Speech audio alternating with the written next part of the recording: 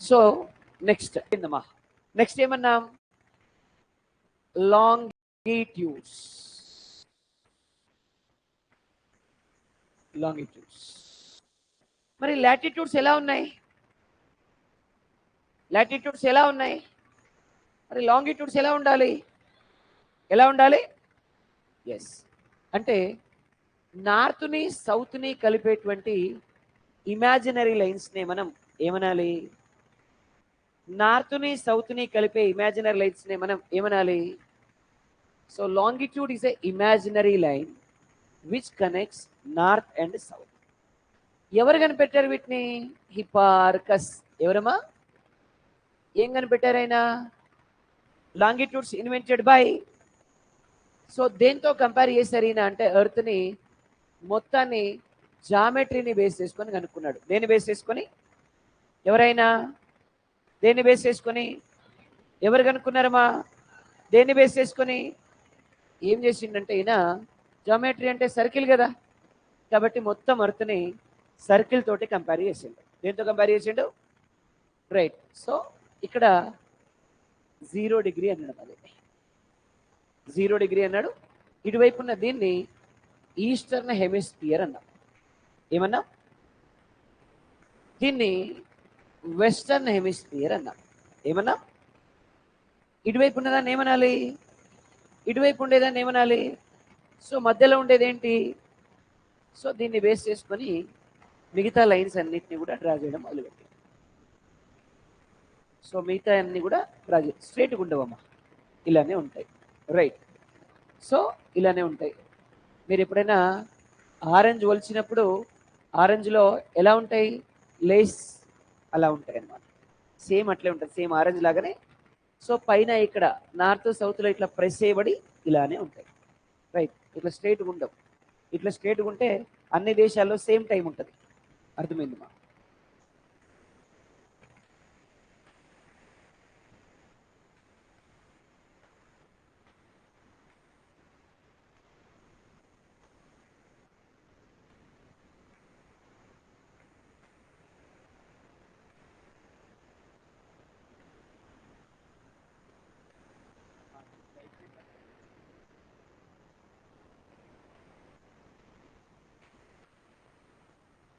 Right. So this is called eastern hemisphere and it is called western hemisphere.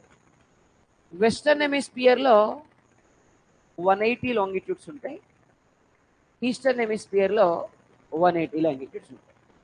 అంటే ఓవరాల్గా ఎన్ని longitudes ఉన్నాయమ్మా? 180 plus 180 ఓవరాల్గా ఎన్ని ఉన్నాయన్నా? 360. ఒక సర్కిల్లో ఎన్ని డిగ్రీస్ ఉంటాయి? ఇక్కడ ఎన్ని లాంగిట్యూడ్స్ ఉన్నాయి అంటే 1 degree equal to 1 longitude. So 1 degree equal to what? 1 degree equal to 1 longitude. 1 degree equal to 1 longitude అని చెప్పొచ్చు మనం. అర్థమైంది కదమ్మా? రైట్. ఇప్పుడు ఇక్కడ 0 డిగ్రీ ఉంది, ఇటువైపు వెస్టర్న్ హెమిస్ఫియర్ ఈస్టర్న్ హెమిస్ఫియర్ రెండు ఉన్నాయి. సో ఇప్పుడు ఎర్త్ రొటేట్ అవుతుంది. ఎలా రొటేట్ అవుతుంది ఎర్త్? ఎలా రొటేట్ అవుతుంది ఎర్త్ అంటే ఇలా రొటేట్ అవుతుంది. It's on its own axis ఇలా రొటేట్ అవుతుంది, వెస్టర్న్ డైరెక్షన్ నుంచి ఈస్టర్న్ డైరెక్షన్కి. am I right or not? So అంటే ప్రతి ప్లానెట్కి ఏముంటాయి సార్ అంటే రొటేషన్ ఉంటుంది, అలాగే రెవల్యూషన్ కూడా ఉంటుంది.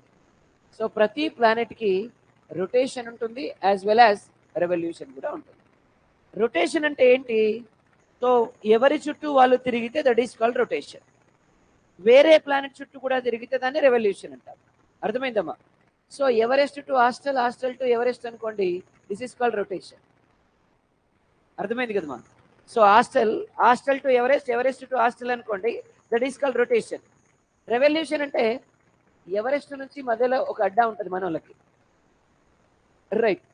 సో ఎవరెస్ట్ నుంచి మధ్యలో ఒక అడ్డా ఉంటుంది మన వాళ్ళకి, ఆ నుంచి మళ్ళీ హాస్టల్ నుంచి మళ్ళీ అడ్డా ఉంటుంది, ఆ నుంచి ఎవరెస్ట్. అర్థమైందమ్మా? So this is called revolution. ఏమన్నా దీన్ని? ఇదంత మంచిది కాదు ఇప్పుడు. ఎందుకు సార్ అంత మంచిది కాదు అంటే రొటేషన్కి ఎంత టైం తీసుకుంటున్నారు అంటే 24 hours. రైట్. అంటే భూమి తన చుట్టూ తాను తిరగడానికి పట్టే టైం ఎంత? ఇక అర్త్ యొక్క రొటేషన్ కి తీసుకునే టైం ఎంత? That is called 1 day. ఏమన్నా రొటేషన్ కి తీసుకునే టైం ఎంతన్నా? గట్టిగా ఎంత టైం తీసుకుంటుంది అన్న? 1 డే టైం తీసుకుంటుంది, 24 hours టైం తీసుకుంటుంది ఫర్ రొటేషన్. అర్థమైంది కదమ్మా? అలాగే రెవల్యూషన్, రెవల్యూషన్ కి 365 days, అంటే ఎర్త్ సూర్యుడి చుట్టూ తిరగడానికి పట్టే టైం ఎంత? So this is called 1 year, right? దీన్ని ఏమంటాం మనం?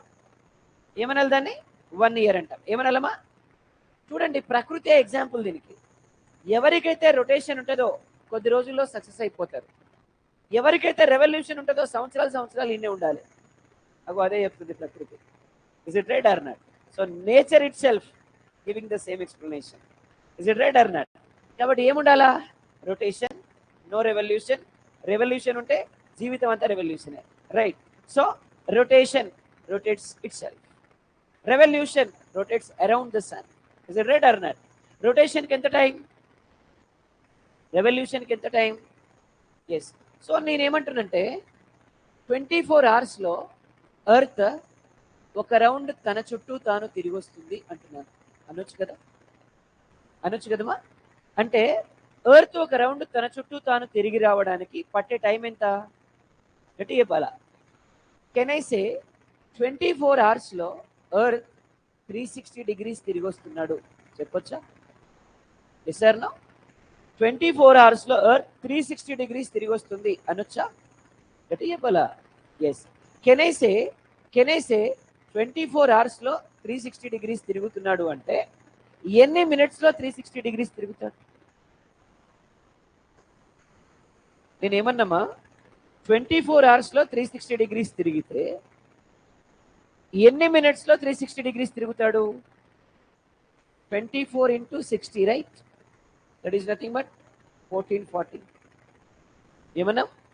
1440 అంటే 1440 minutesలో ఎంత తిరిగి వస్తున్నాడు ఆయన? 360 degrees తిరిగి వస్తాడు. ఎంత టైంలో? 1440 minutes.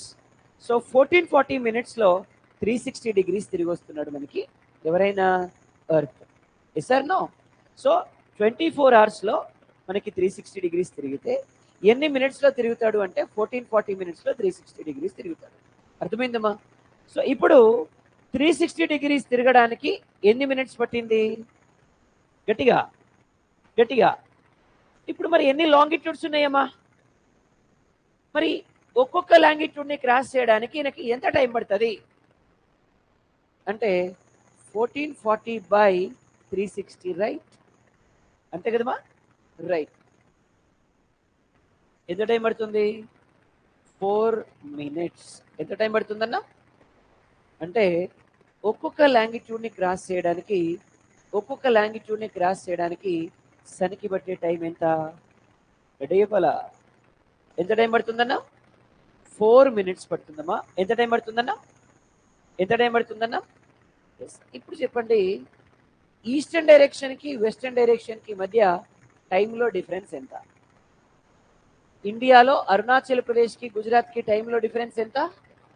అంటే చెప్పాలా? 2 hours, రైట్? ఎంత టైం డిఫరెన్స్? ఇప్పుడు 2 hours సన్ ఎన్ని లాంగిట్యూడ్స్ని క్రాస్ చేస్తాడు? 2 hours అంటే హౌ మెనీ మినిట్స్? ఒక్కొక్కటి క్రాస్ చేయడానికి ఎంత? కాబట్టి ఎన్ని క్రాస్ చేస్తాడు? Can I say India located between 30 longitudes? Yes or no? So India located between how many longitudes? India ఎన్ని లాంగిట్యూడ్స్ మధ్యలో ఉందమ్మా? ఇండియా ఎన్ని లాంగిట్యూడ్స్ మధ్యలో ఉందమ్మా? 30 longitudes మధ్యలో ఉంది India. How can I say India located between how many degrees? India ఎన్ని degrees మధ్యలో ఉంది? 30 degrees. 1 degree = 1 లాంగిట్యూడ్ కదమ్మా? Is it right or not? ఇందాకేమన్నా మనం 360 degrees తిరిగి రావాలి. 360 degrees తిరిగి రావాలి అంటే 24 hours మన ఎంత టైం పడుతుందన్నా? 24 hours. అంటే 1 degree = 1 longitude. Is it right or not? అంటే ఇండియా ఎన్ని డిగ్రీల మధ్యలో ఉంది? సన్ 1 hourలో ఎన్ని డిగ్రీస్ని క్రాస్ చేస్తాడు? 1 hourలో అమ్మా ఇక్కడ 2 hoursలో 30 క్రాస్ చేసిండు కదమ్మా. 1 hourలో ఎన్ని? అంటే 1 hourలో సన్ ఎన్ని డిగ్రీస్ని క్రాస్ చేస్తాడు? ఎన్ని లాంగిట్యూడ్స్ని క్రాస్ చేస్తాడు? ఎన్ని డిగ్రీస్ని క్రాస్ చేస్తాడు? క్లారిటీ వచ్చింది, రైట్? నౌ ఇప్పుడు మనకి స్టాండర్డ్ లాంగిట్యూడ్ ఉంది, వాళ్ళకి కూడా ఒక స్టాండర్డ్ లాంగిట్యూడ్ ఉంది. వాళ్ళకి 0 డిగ్రీ లాంగిట్యూడ్ ఉంది. So 0 degree longitude which is passing from London. ఎక్కడి నుంచి పాస్ అవుతుంది? ఎక్కడి నుంచి పాస్ అవుతుంది? లండన్లోని గ్రీన్విచ్ అనే ప్లేస్ నుంచి పాస్ అవుతుంది. ఎక్కడి నుంచి? అందుకే దీన్ని జిఎస్టి అంటున్నాం మనం. ఏమనాలి?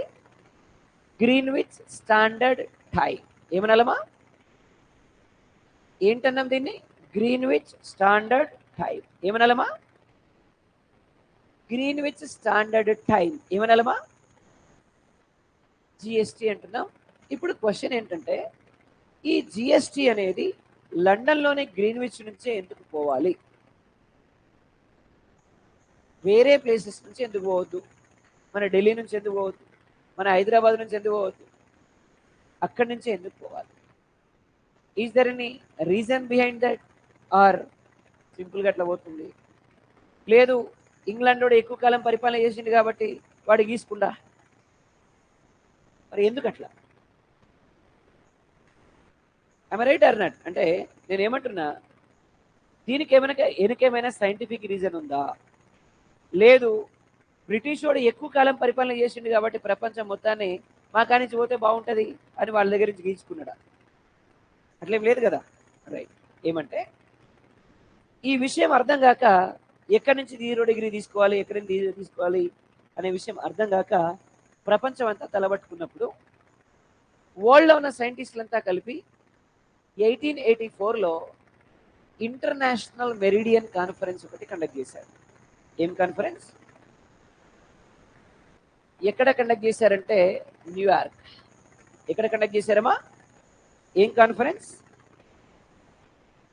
International meridian conference. ఏ కాన్ఫరెన్స్? ఇంటర్నేషనల్ మెరిడియన్ కాన్ఫరెన్స్ ఎక్కడ కండక్ట్ చేశారు? వరల్డ్లో ఉన్న సైంటిస్టులు అంతా వచ్చారు. అసలు ఎక్కడి నుంచి వెళ్తే బాగుంటుంది, అసలు ఏంది కథ డిస్కస్ చేస్తున్నారు. మనోడు ఒకడు లేచిండు, ఏం సైంటిస్టులు కూడా భయం ఎంత, మా ఊర్లో ముసలి చెప్తారు టైం, దీని గురించి పెద్ద ఆలోచిస్తున్నారు. చెప్తారా లేదా మన ఊర్లో ముసలి? దేన్ని బేస్ చేసుకుని? షాడోని బేస్ చేసుకొని. Is it right or not? బరాబర్ ఒక సెకండ్ అటు ఇటు కూడా ఉండదు, మళ్ళీ అంత పర్ఫెక్ట్గా చెప్తారు. అంటే సన్ యొక్క డైరెక్షన్ని బేస్ చేసుకొని మనం టైం చెప్పొచ్చు, అంతే కదమ్మా? అప్పుడు మనోళ్ళు ఏం చెప్పిందంటే, లైన్కి ఒక నిలబెట్టండి, ఒక్కొక్క లైన్కి ఒక్కొక్కరు నిలబెట్టండి. 90 డిగ్రీస్ యాంగిల్లో సన్ ఎక్కడైతే పడతాడో, లాంగ్ టైం ఎక్కడైతే ఉంటాడో, దట్ ఈస్ కాల్డ్ 0 డిగ్రీ. అర్థమైంది కదా? లైన్ కొని నిలబెట్టిండు. ఈ లండన్ గ్రీన్విచ్ అనే ఊర్లో నిల్చున్నాడు ఉన్నాడు కదా, వాడి దగ్గర 90 డిగ్రీస్ యాంగిల్లో పడ్డది, సన్ కింద పడలే. యురేకా అన్నాడు వాడిగా, యురేకా అన్నాడు వాడిగా. సో అక్కడి నుంచి గీశాడు. అంటే 1884 కంటే ముందు 0 డిగ్రీ లేదు, 1884 నుంచి 0 డిగ్రీ ఉంది. మరి ఈ 0 డిగ్రీని బేస్ చేసుకొని మిగతా కంట్రీస్ ఉన్నటువంటి టైమ్స్ మొత్తాన్ని డిసైడ్ చేస్తారు. ఇప్పుడు మన ఇండియాకి స్టాండర్డ్ టైం లైన్ ఏంటి? What is the standard time line in India? 82.5 eastern longitude, right? Then how can we say 82.5 eastern longitude is the standard time line of India? అంటే first ఏ దేశానికైనా standard time line తెలియాలి అంటే ఆ country ఏ longitudes మధ్యలో ఉందో మనకు తెలియాలి. సో మరి ఇండియా ఏ లాంగిట్యూడ్స్ మధ్యలో ఉంది అంటే 68 degrees 7 minutes. ఏమన్నా 0 డిగ్రీ నుంచి 0 డిగ్రీ ఇది అనుకోండి, 1 2 3 4 5 ఇలా 68 దగ్గర స్టార్ట్ అవుతుంది, 97 degrees 25 minutes దగ్గర ఎండ్ అవుతుంది. 68 degrees 7 minutes నుండి 97 degrees 25 minutes వరకు ఎండ్ అయిపోతుంది. ఈ రెండింటిని యావరేజ్ చేస్తే స్టాండర్డ్ లాంగిట్యూడ్ వస్తుంది. అంటే 68 + 97 by 2. 67 + 68 + 97 by 2 అంటే 165/2. So 2 8s are 2 2s are 0.5. అందుకే 82.5 standard longitude, 82.5 eastern longitude is the standard longitude of India. So why it is in eastern? 0 డిగ్రీకి ఈస్ట్లో ఉన్నాం కాబట్టి మన ఇండియా 0 డిగ్రీకి ఏ డైరెక్షన్లో ఉంది? ఈస్ట్లో ఉంది. అందుకని 82.5 eastern longitude is the standard longitude of India. ఏమనాలి? So standard longitude of India అనాలి. దేన్ని? 82.5 ఈస్టర్న్ లాంగిట్యూడ్. దేన్నమ్మా? 82.5 ఈస్టర్న్ లాంగిట్యూడ్. Clear right? ఒక క్లారిటీ వచ్చింది. For example, a country located between 30 and 40 longitudes, what is the standard longitude of the country అన్నాడు. గట్టిగా ఎంత అవుతుందమ్మా? 30 + 40/2 కదా. A country located between 50 and 90 longitudes, what is the standard longitude of the country అన్నాడు. అంతే కదమ్మా? ఒక ఐడియా అయితే వచ్చింది. సో వాడే ఇస్తాడు ఆ కంట్రీ ఏ లాంగిట్యూడ్స్ మధ్యలో ఉందో, మనం ఏం చేయాలా? యావరేజ్ చేయాలంతే. అప్పుడు స్టాండర్డ్ లాంగిట్యూడ్ వస్తుంది. అంటే ఇప్పుడు ఇండియా నుంచి 82.5 లాంగిట్యూడ్స్ని క్రాస్ చేస్తే, ఇండియా నుంచి 82.5 లాంగిట్యూడ్స్ని క్రాస్ చేస్తే మనం 0 డిగ్రీకి రీచ్ అవుతాం. I'm right or not? అంటే ఇండియా నుంచి 82.5 లాంగిట్యూడ్స్ క్రాస్ చేస్తే మనం 0 డిగ్రీకి రీచ్ అవుతాం. అంటే ఇండియా నుంచి సూర్యుడు లండన్కి వెళ్ళాలంటే ఎన్ని లాంగిట్యూడ్స్ని క్రాస్ చేస్తున్నాడు? గట్టిగా. మరి ఇప్పుడు 82.5 లాంగిట్యూడ్స్ని క్రాస్ చేయాలంటే సన్కి పట్టే టైం ఎంత? 2 అవర్స్లో 30, ఇంకో 2 అవర్స్లో 30, 1 అవర్లో 15, హాఫ్ అన్ అవర్లో 7.5, ఓవరాల్గా 60, 75, 82.5 క్రాస్ చేయడానికి పట్టే టైం ఎంత? గట్టిగా 5.5 అవర్స్ పడుతుంది. అంటే సన్ మన ఇండియా నుంచి 5.5 గంటలు ట్రావెల్ చేస్తే ఎక్కడికి రీచ్ అవుతాడు? గట్టిగా. మన ఇండియా నుంచి ఎన్ని గంటలు ట్రావెల్ చేస్తే లండన్కి రీచ్ అవుతాడమ్మా? అంటే ఇప్పుడు ఫర్ ఎగ్జాంపుల్ మన ఇండియాలో ఈవినింగ్ 5:30 అయింది. అప్పుడు లండన్లో టైం ఎంత? ఆఫ్టర్నూన్ 12. ఒకవేళ మన ఇండియాలో ఈవినింగ్ 6:30 అయింది, లండన్లో టైం ఎంత? 1. ఒకవేళ ఇండియాలో ఆఫ్టర్నూన్ 12 అయింది, లండన్లో టైం ఎంత? మన ఇండియాలో 12 అయింది, లండన్లో టైం ఎంత? మార్నింగ్ 6:30. ఎంత అయిద్దమ్మా? ఇప్పుడు మన ఇండియాలో 8 అయింది, లండన్లో టైం ఎంత? మన ఇండియాలో ఇప్పుడు 8 అయింది, లండన్లో టైం ఎంత? -5:30 కదా. -5:30 కదా. అంటే ఆల్మోస్ట్ ఇప్పుడు అక్కడ వాళ్ళకి ఏంటి? ఎంత అయి ఉంటుందమ్మా? నైట్ అయి ఉంటుంది. Is it right or not? అట్లా any question from India to London simply -5.5. Any question from London to India +5.5. అంటే ఈరోజు మనం వాచ్ కొనుక్కున్నప్పుడు లేదా ఈరోజు మొబైల్ కొనుక్కున్నప్పుడు మనం టైం యాడ్ చేసేటప్పుడు +5:30 IST ఇండియా అని యాడ్ చేస్తాం. Is it right or not?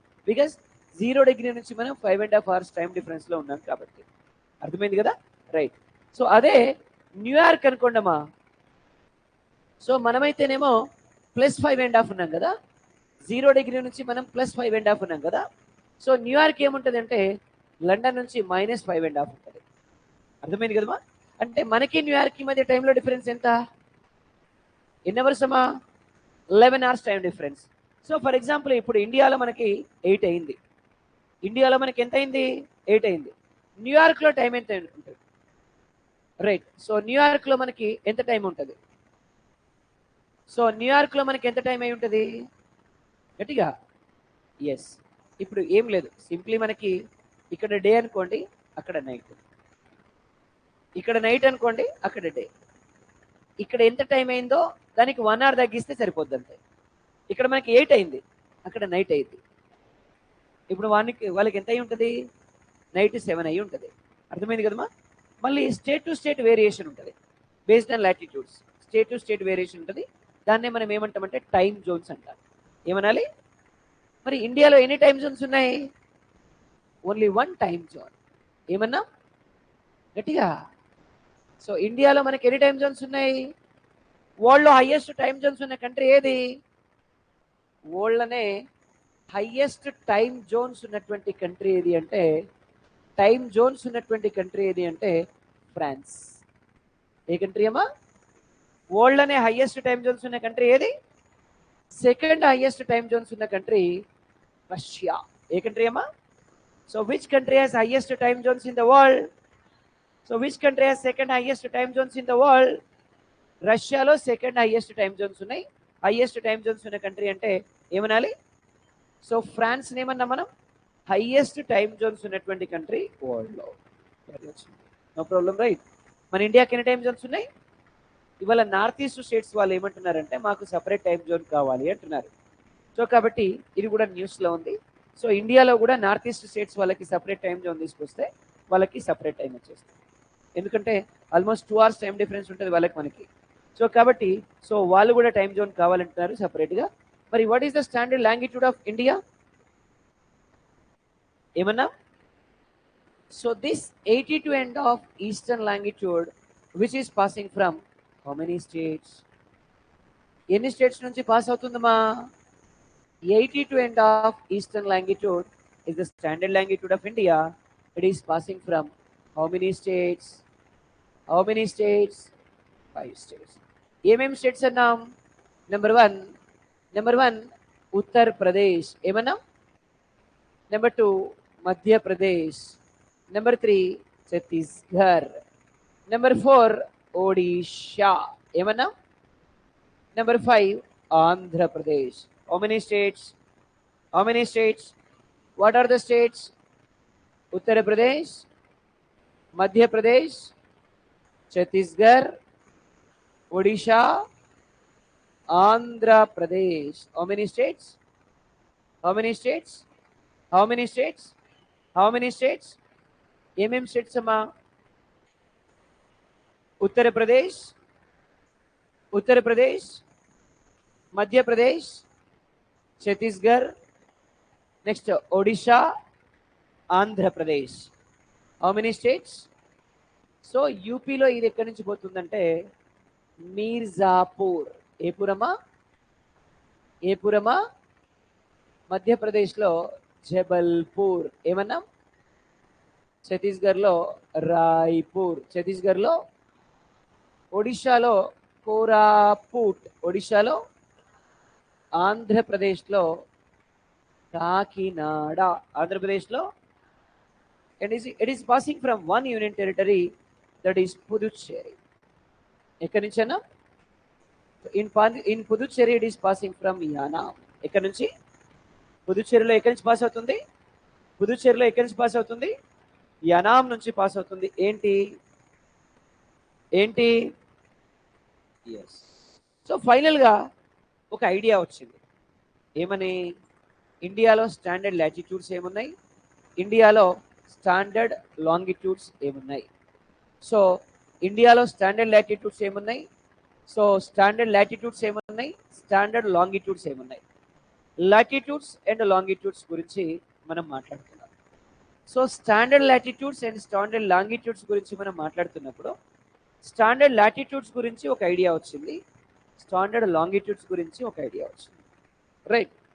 So మరి standard latitude and standard longitude రెండు పాస్ అవుతున్నప్పుడు మధ్యలో ఇలాంటి షేప్ ఒకటి ఏర్పడుతుంది.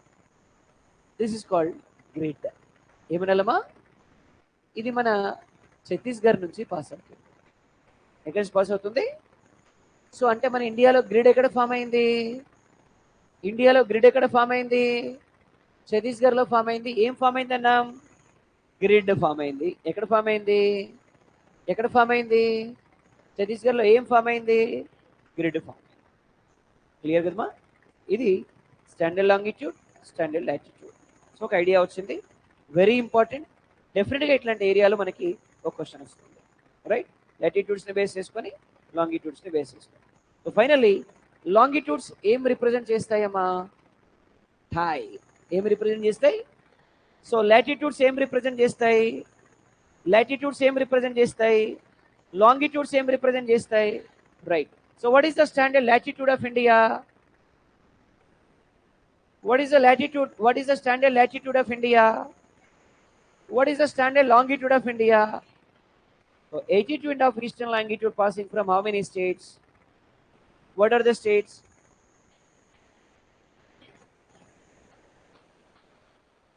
Uttar Pradesh, Madhya Pradesh, Chhattisgarh, Odisha, Andhra Pradesh. Right. In UP it is passing from. In MP it is passing from. In Chhattisgarh it is passing from. In Odisha it is passing from one union territory, that is Puducherry. In Puducherry it is passing from. What is the standard latitude of India, 23 and of Tropic of Cancer. 23 and of Tropic of Cancer passing from how many states? ఏమేం states అమ్మా?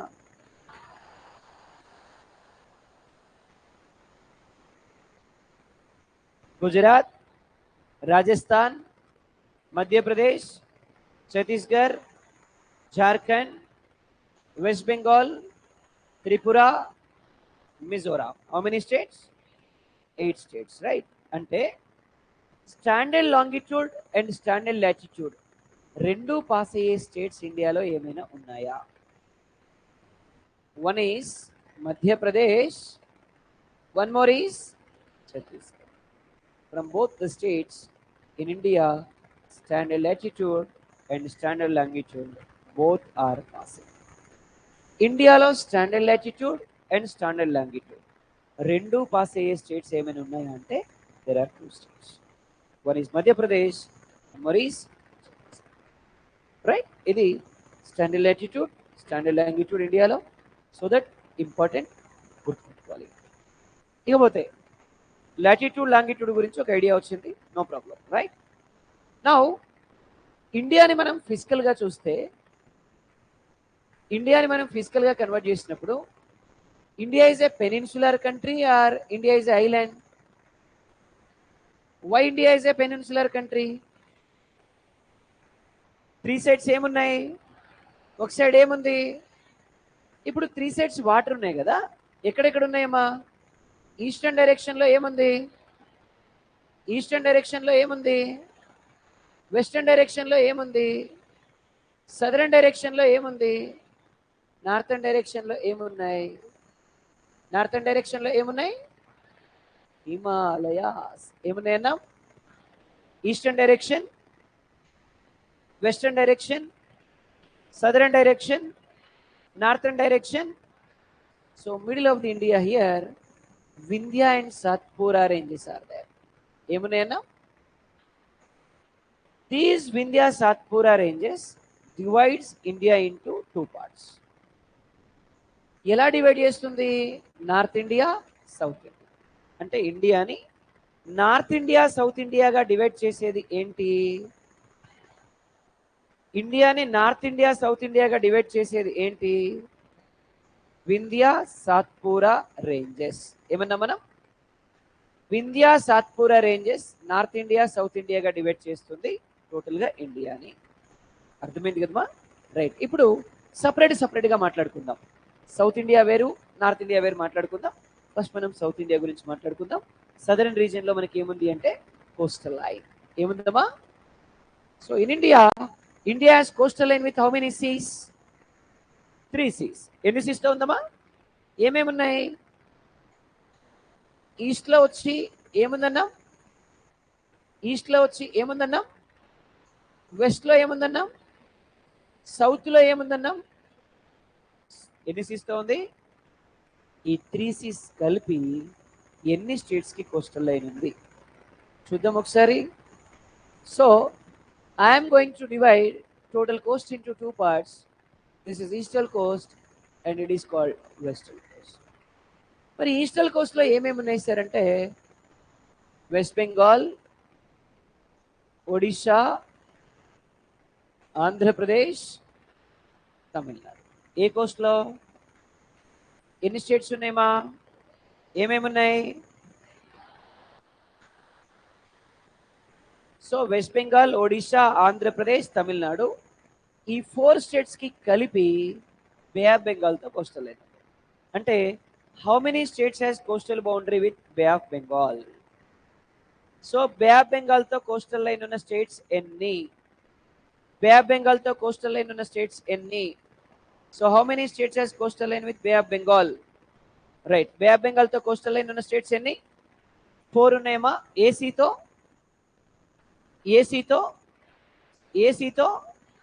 ఎన్ని స్టేట్స్కి coastal line ఉంది?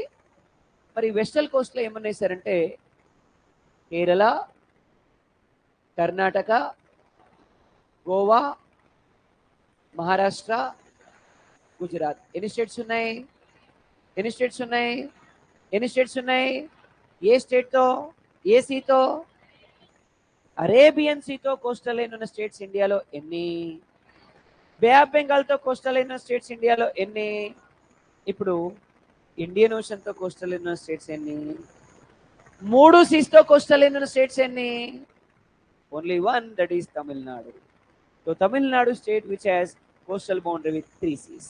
ఎన్ని సీస్తో ఉందమ్మా? ఏ స్టేట్కి? So ఈస్టల్ కోస్ట్లో ఎన్ని స్టేట్స్? వెస్టల్ కోస్ట్లో ఎన్ని స్టేట్స్?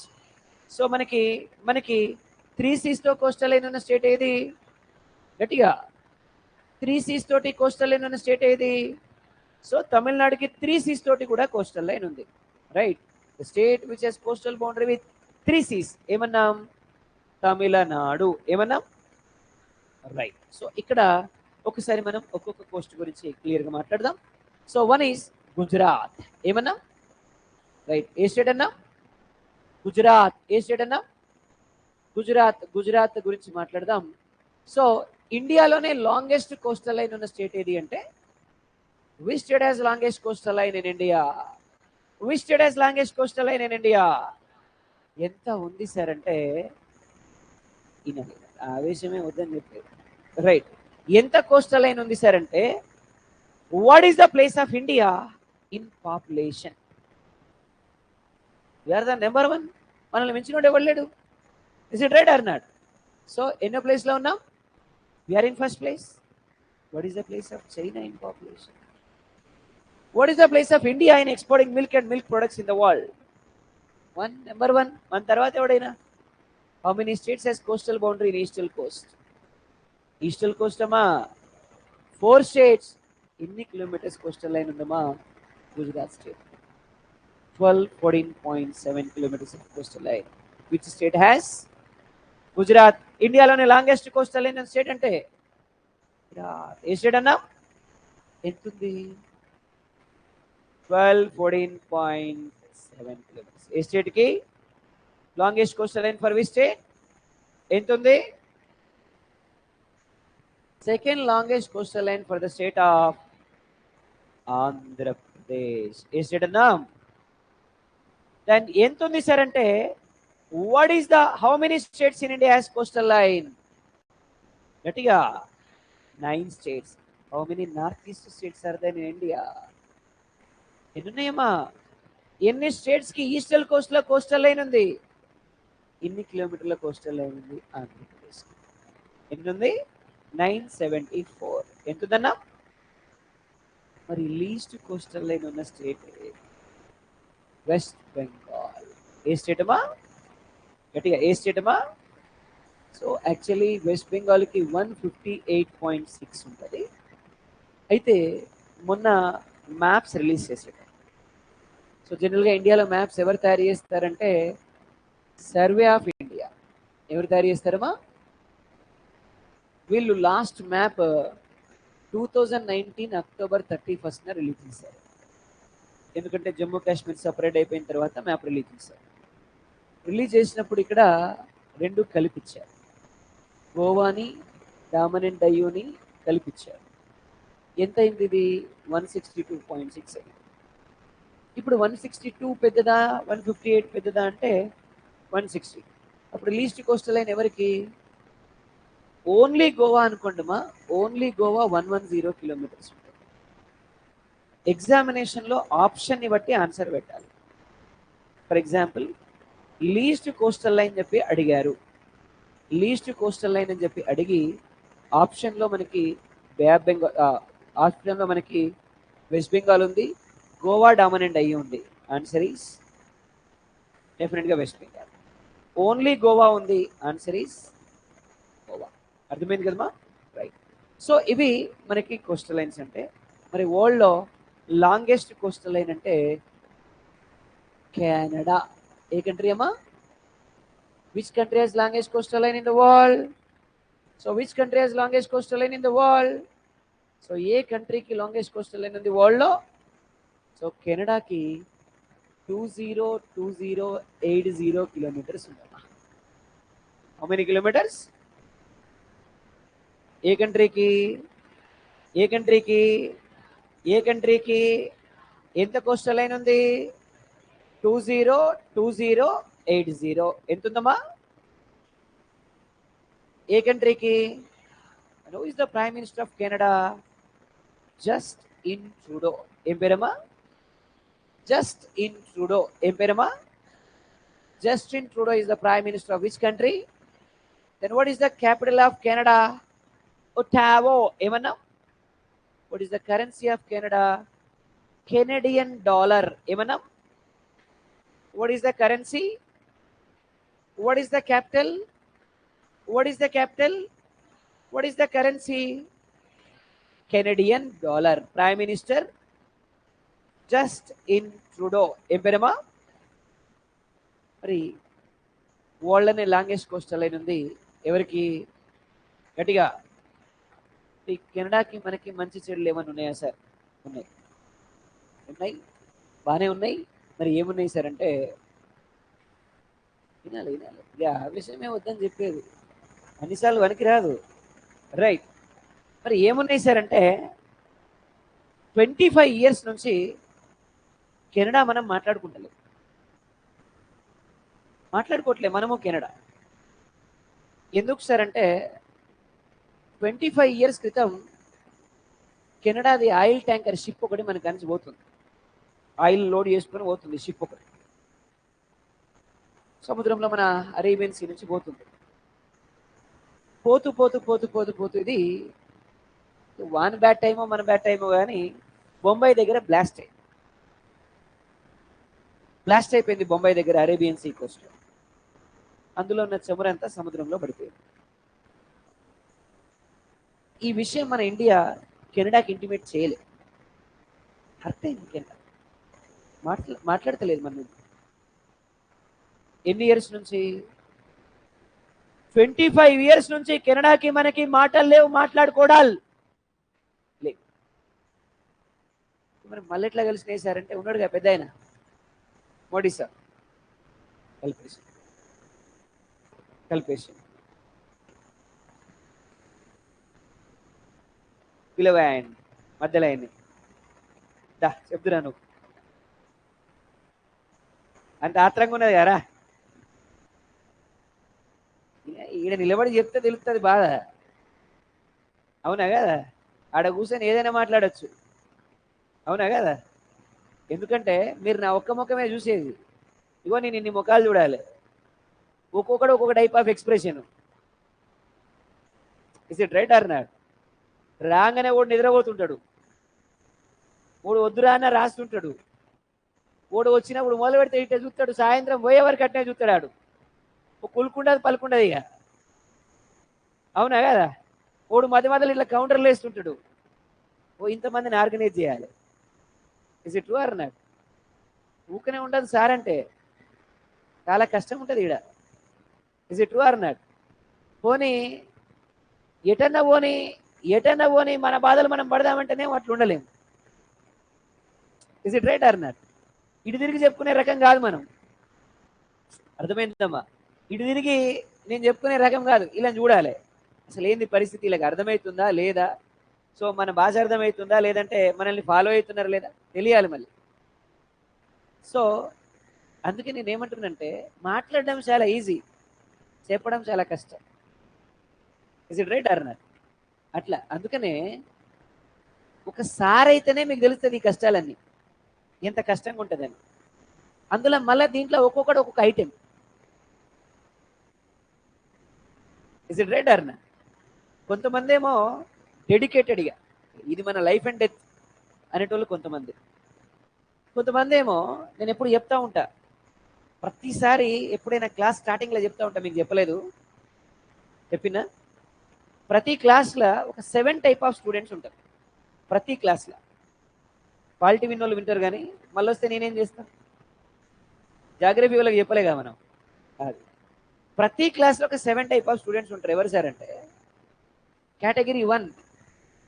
ఇటు చదువు కోసం రాడు, వాళ్ళు ఎవరు ఉంటారు ఈడ, వాళ్ళ కోసం వస్తాడు. ఇదొక టైప్. రైట్. వాడి అల్టిమేట్ గోల్ ఏంటి సార్ అంటే క్లాస్ కాదు, మొత్తం 2 eyesలో కెమెరాస్ పెట్టుకుంటాడు. మొత్తం క్యాప్చర్ చేస్తుంటాడు అసలు ఏం జరుగుతుంది ఈడ అని. అది పనే అదిగా. వీడు కేటగిరీ 1. అందరూ వస్తారు దీంట్లో ఇనిగా, అందరి గురించి మాట్లాడతాం మనం. వీడు కేటగిరీ 1. కేటగిరీ 2 ఏదో సాధిద్దామని వస్తాడు హైదరాబాద్కి, ఏదో సాధిద్దామని వస్తాడు వీడు హైదరాబాద్కి. చాలా బరువు బాధ్యతలతో వస్తాడు. రాగానే ఇడంతా రంగురంగుల ప్రపంచం కనబడుతుంది. కొద్ది రోజులు అట్లా తిరిగి వస్తాడు. కొద్ది రోజులు అట్లా తిరిగి ఒక 5-6 నెలలు అయిన తర్వాత బోర్ కొడుతుంది, క్లాస్ ఇందామని వస్తాడు. అప్పటికి పుణ్యకాలం అంతా అయిపోద్ది. ఇక్కడ 2వ కేటగిరీ. 3వ కేటగిరీ వీడెవడు సార్ అంటే, వస్తాడు హైదరాబాద్కి, ఇన్స్టిట్యూట్లో జాయిన్ అవుతాడు, క్లాస్లో కూర్చుంటాడు. వీడికి ప్రతి క్లాసు బాహుబలి లెక్కనే ఉండాలి, ప్రతి క్లాసు బాహుబలి లెక్కనే ఉండాలి. వాడికి ఏడన్నా బోర్ కొట్టిందా పోతాడు, మళ్ళా బయట బోర్ కొట్టినప్పుడు క్లాస్లోకి వస్తాడు. ఇదే పనిగా వీనికి. ఈడ బోర్ కొడితే బయటికి, బయట బోర్ కొడితే ఈడికి. ఇది 3వ కేటగిరీ. 4వ కేటగిరీ వస్తాడు, క్లాస్లో కూర్చుంటాడు, మంచిగా దిట్టంగా తినొచ్చుంటాడు.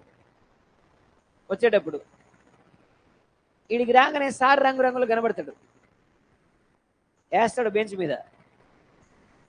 క్లాస్ అయిపోయినాక పోతాడు.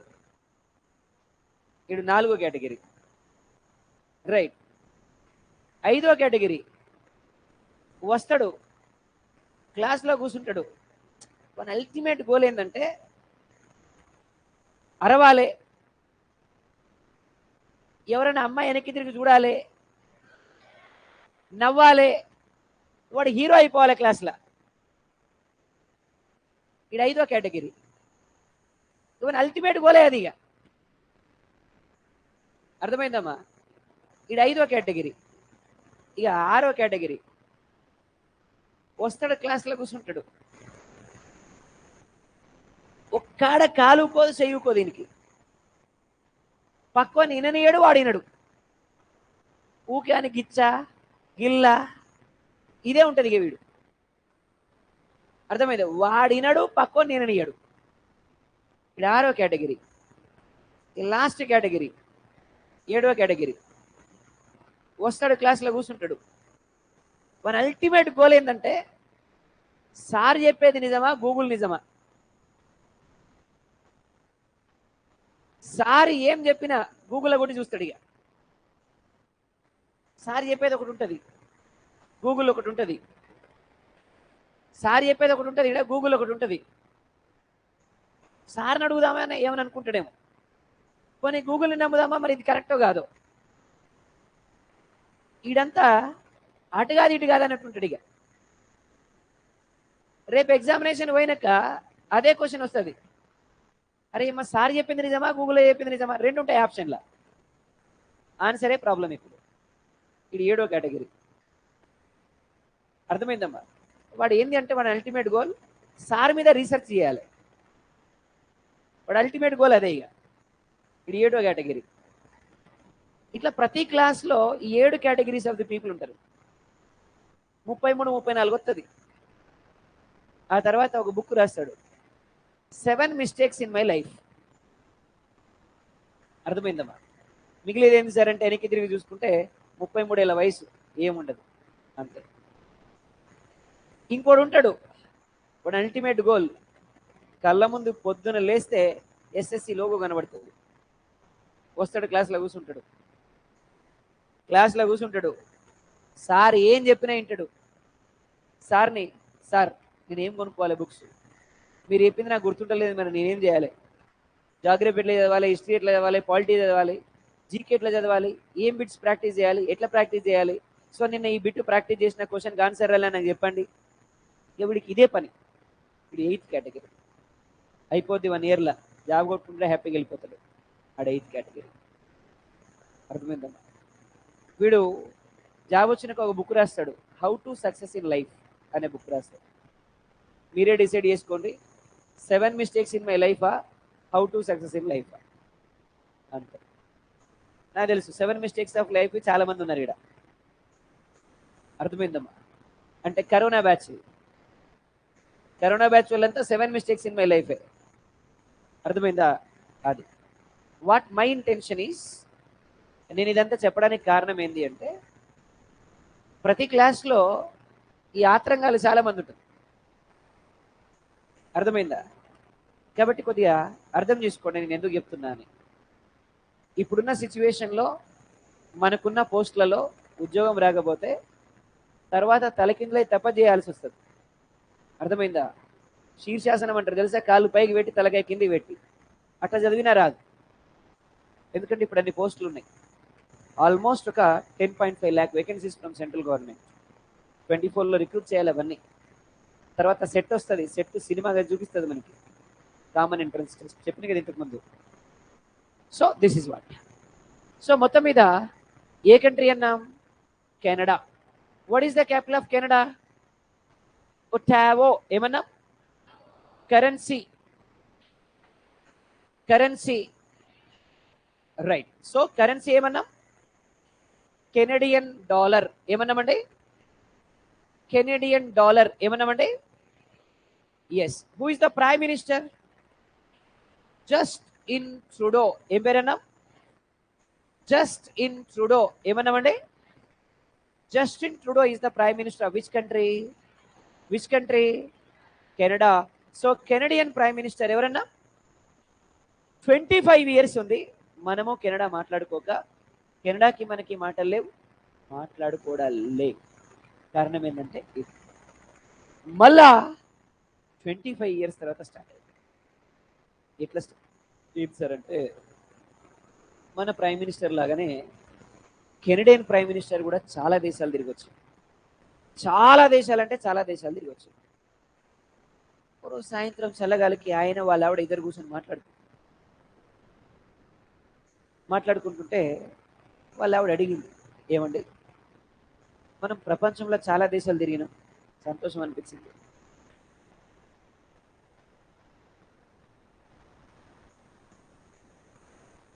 ఇందాక అదే చెప్పింది, ఇందాక అంతగానం చెప్పింది అదే. రైట్. నేనేమంటున్నానంటే, ఒకవేళ నేను ఓన్లీ జాగ్రఫీ చెప్పిన అనుకోండి, రేపటి చెవుడు క్లాసు కూడా రాడు. మిమ్మల్ని ఇవన్నీ చెప్పి ఈయనరా నాయన అంటేనే ఈనుడు కష్టం. ఆమె రైట్ అన్నా. మనం చెప్పేదాంట్లో ఒక్కడు కూడా సొల్లు ఉండదు. మళ్ళా ఎక్కడో ఒక్కడ పాయింట్ దొరుకుతుంది. అది ఇన్రా అంటే వీడికి ఆమె గుర్తొస్తుంది. వాళ్ళ ఆవిడతోటి ఆయన ముచ్చట్టు పెడితే నీకేంది ప్రాబ్లం? నిన్ను పిలవలేదని బాధ అవుతుందా? మరి రైట్. సో ఇద్దరు మాట్లాడుకుంటున్నప్పుడు అడిగింది ఆమె, ప్రపంచంలో చాలా దేశాలు చూపించిరండి, మరి ఇండియా చూపించలేదు. మరి ఇండియాలో తాజ్మహల్ ఉంటుందట, మంచిగా ఉంటుందట, మరి ఎప్పుడు పోదామని అడిగింది. ఆయన అన్నాడు, మనం మాట్లాడతలేం కానీ వాళ్ళతో ఎట్లా పోతుంది, పిలవకుండా పోతే మంచిగా ఉంటుంది కదా. సరే ఎప్పుడన్నా మాట్లాడితే ఖచ్చితంగా తీసుకుపోతా నేను, నువ్వేం టెన్షన్ పెట్టలేదు. వెంటనే ఆమె, మీకు తెలియదా భారతదేశానికి నరేంద్ర మోడీ అని ఒక ప్రైమ్ మినిస్టర్ వచ్చిండు. మన లెక్కనే చాలా దేశాలు తిరిగి వచ్చిండు ఆయన కూడా. ఇలా సాయంత్రం పూట మీరు హాయ్ అనే మెసేజ్ పంపిరు, రెస్పాండ్ అయితే ఓకే, లేదంటే ఆలోచిద్దామండి అని చెప్పి అన్నట్టే హాయ్ మోడీ సాబ్ అని సాయంత్రం పంపించాం. తెల్లారేసరికి మనోడు పోయి ఎక్కడికి? కెనడాకి. సో మరి పొయ్యి ఊకనే వస్తే బాగుంటుంది కదా. ఏం చేసిండ్రంటే, అప్పుడే మన దగ్గర కడప డిస్టిక్ తుమ్మలపల్లె, నల్గొండ డిస్టిక్ లాంబాపూర్, ఈ 2 రీజియన్స్లో యురేనియం రిజర్వ్స్ని కనుక్కున్నాం. కడప డిస్టిక్ తుమ్మలపల్లె, నల్గొండ డిస్టిక్ లాంబాపూర్, ఈ 2 రీజియన్స్లో మనం యురేనియం రిజర్వ్స్ని కనుక్కున్నాం. మరి యురేనియంతో మనం ఏం చేయొచ్చు? న్యూక్లియర్ పవర్ని ప్రొడ్యూస్ చేయొచ్చు. కెనడా వాళ్ళకి అవసరం ఈ యురేనియం. అందుకని ఏం చేశారు వాళ్ళు? యురేనియం ఎక్స్చేంజ్ అగ్రిమెంట్ని కుదుర్చుకున్నారు. ఏం అగ్రిమెంట్ అన్నా? యురేనియం ఎక్స్చేంజ్ అగ్రిమెంట్ని కుదుర్చుకున్నారు వీళ్ళు. ఎవరమ్మా? ఇండియా అండ్ రేపు ఎగ్జామ్లో క్వశ్చన్ ఏమంటారు అంటే, recently India and which country agreed memorandum of understanding on uranium exchange. India మరియు ఏ దేశం యురేనియం ఎక్స్చేంజ్ అగ్రిమెంట్ని కుదుర్చుకున్నాయి? ఏ దేశం కెనడా మరియు ఇండియా ఏ అగ్రిమెంట్ని కుదుర్చుకున్నాయి? యురేనియం ఎక్స్చేంజ్ అగ్రిమెంట్ని కుదుర్చుకున్నాయి. అర్థమైంది కదమ్మా? ఇది మనకి కెనడాకి ఉన్నటువంటి రిలేషన్. మరి ఈ మధ్య కాలంలో పంచాయతీ అయింది కదా సార్ మనకి కెనడాకి, మరి అదేంటి అంటే మన దగ్గర ఉండేటువంటి సిక్కులు కొంతమంది ఏం చేసిందంటే ఇక్కడున్న ముస్లిమ్స్ అంతా సెపరేట్ అయిపోయి పాకిస్తాన్, ఆఫ్ఘనిస్తాన్ ఏర్పాటు చేసుకున్నారు. అట్లాగే సిక్కులంతా సెపరేట్ అయిపోయి ఖలిస్తాన్ ఏర్పాటు చేసుకోవాలని వాళ్ళ ఆలోచన. ఖలిస్తాన్. సో ఖలిస్తాన్ ఏర్పాటు చేసుకోవాలనేది వీళ్ళ ఆలోచన. చాలాసార్లు భారతదేశంలో ప్రయత్నం చేసిరు, అవి కాలే.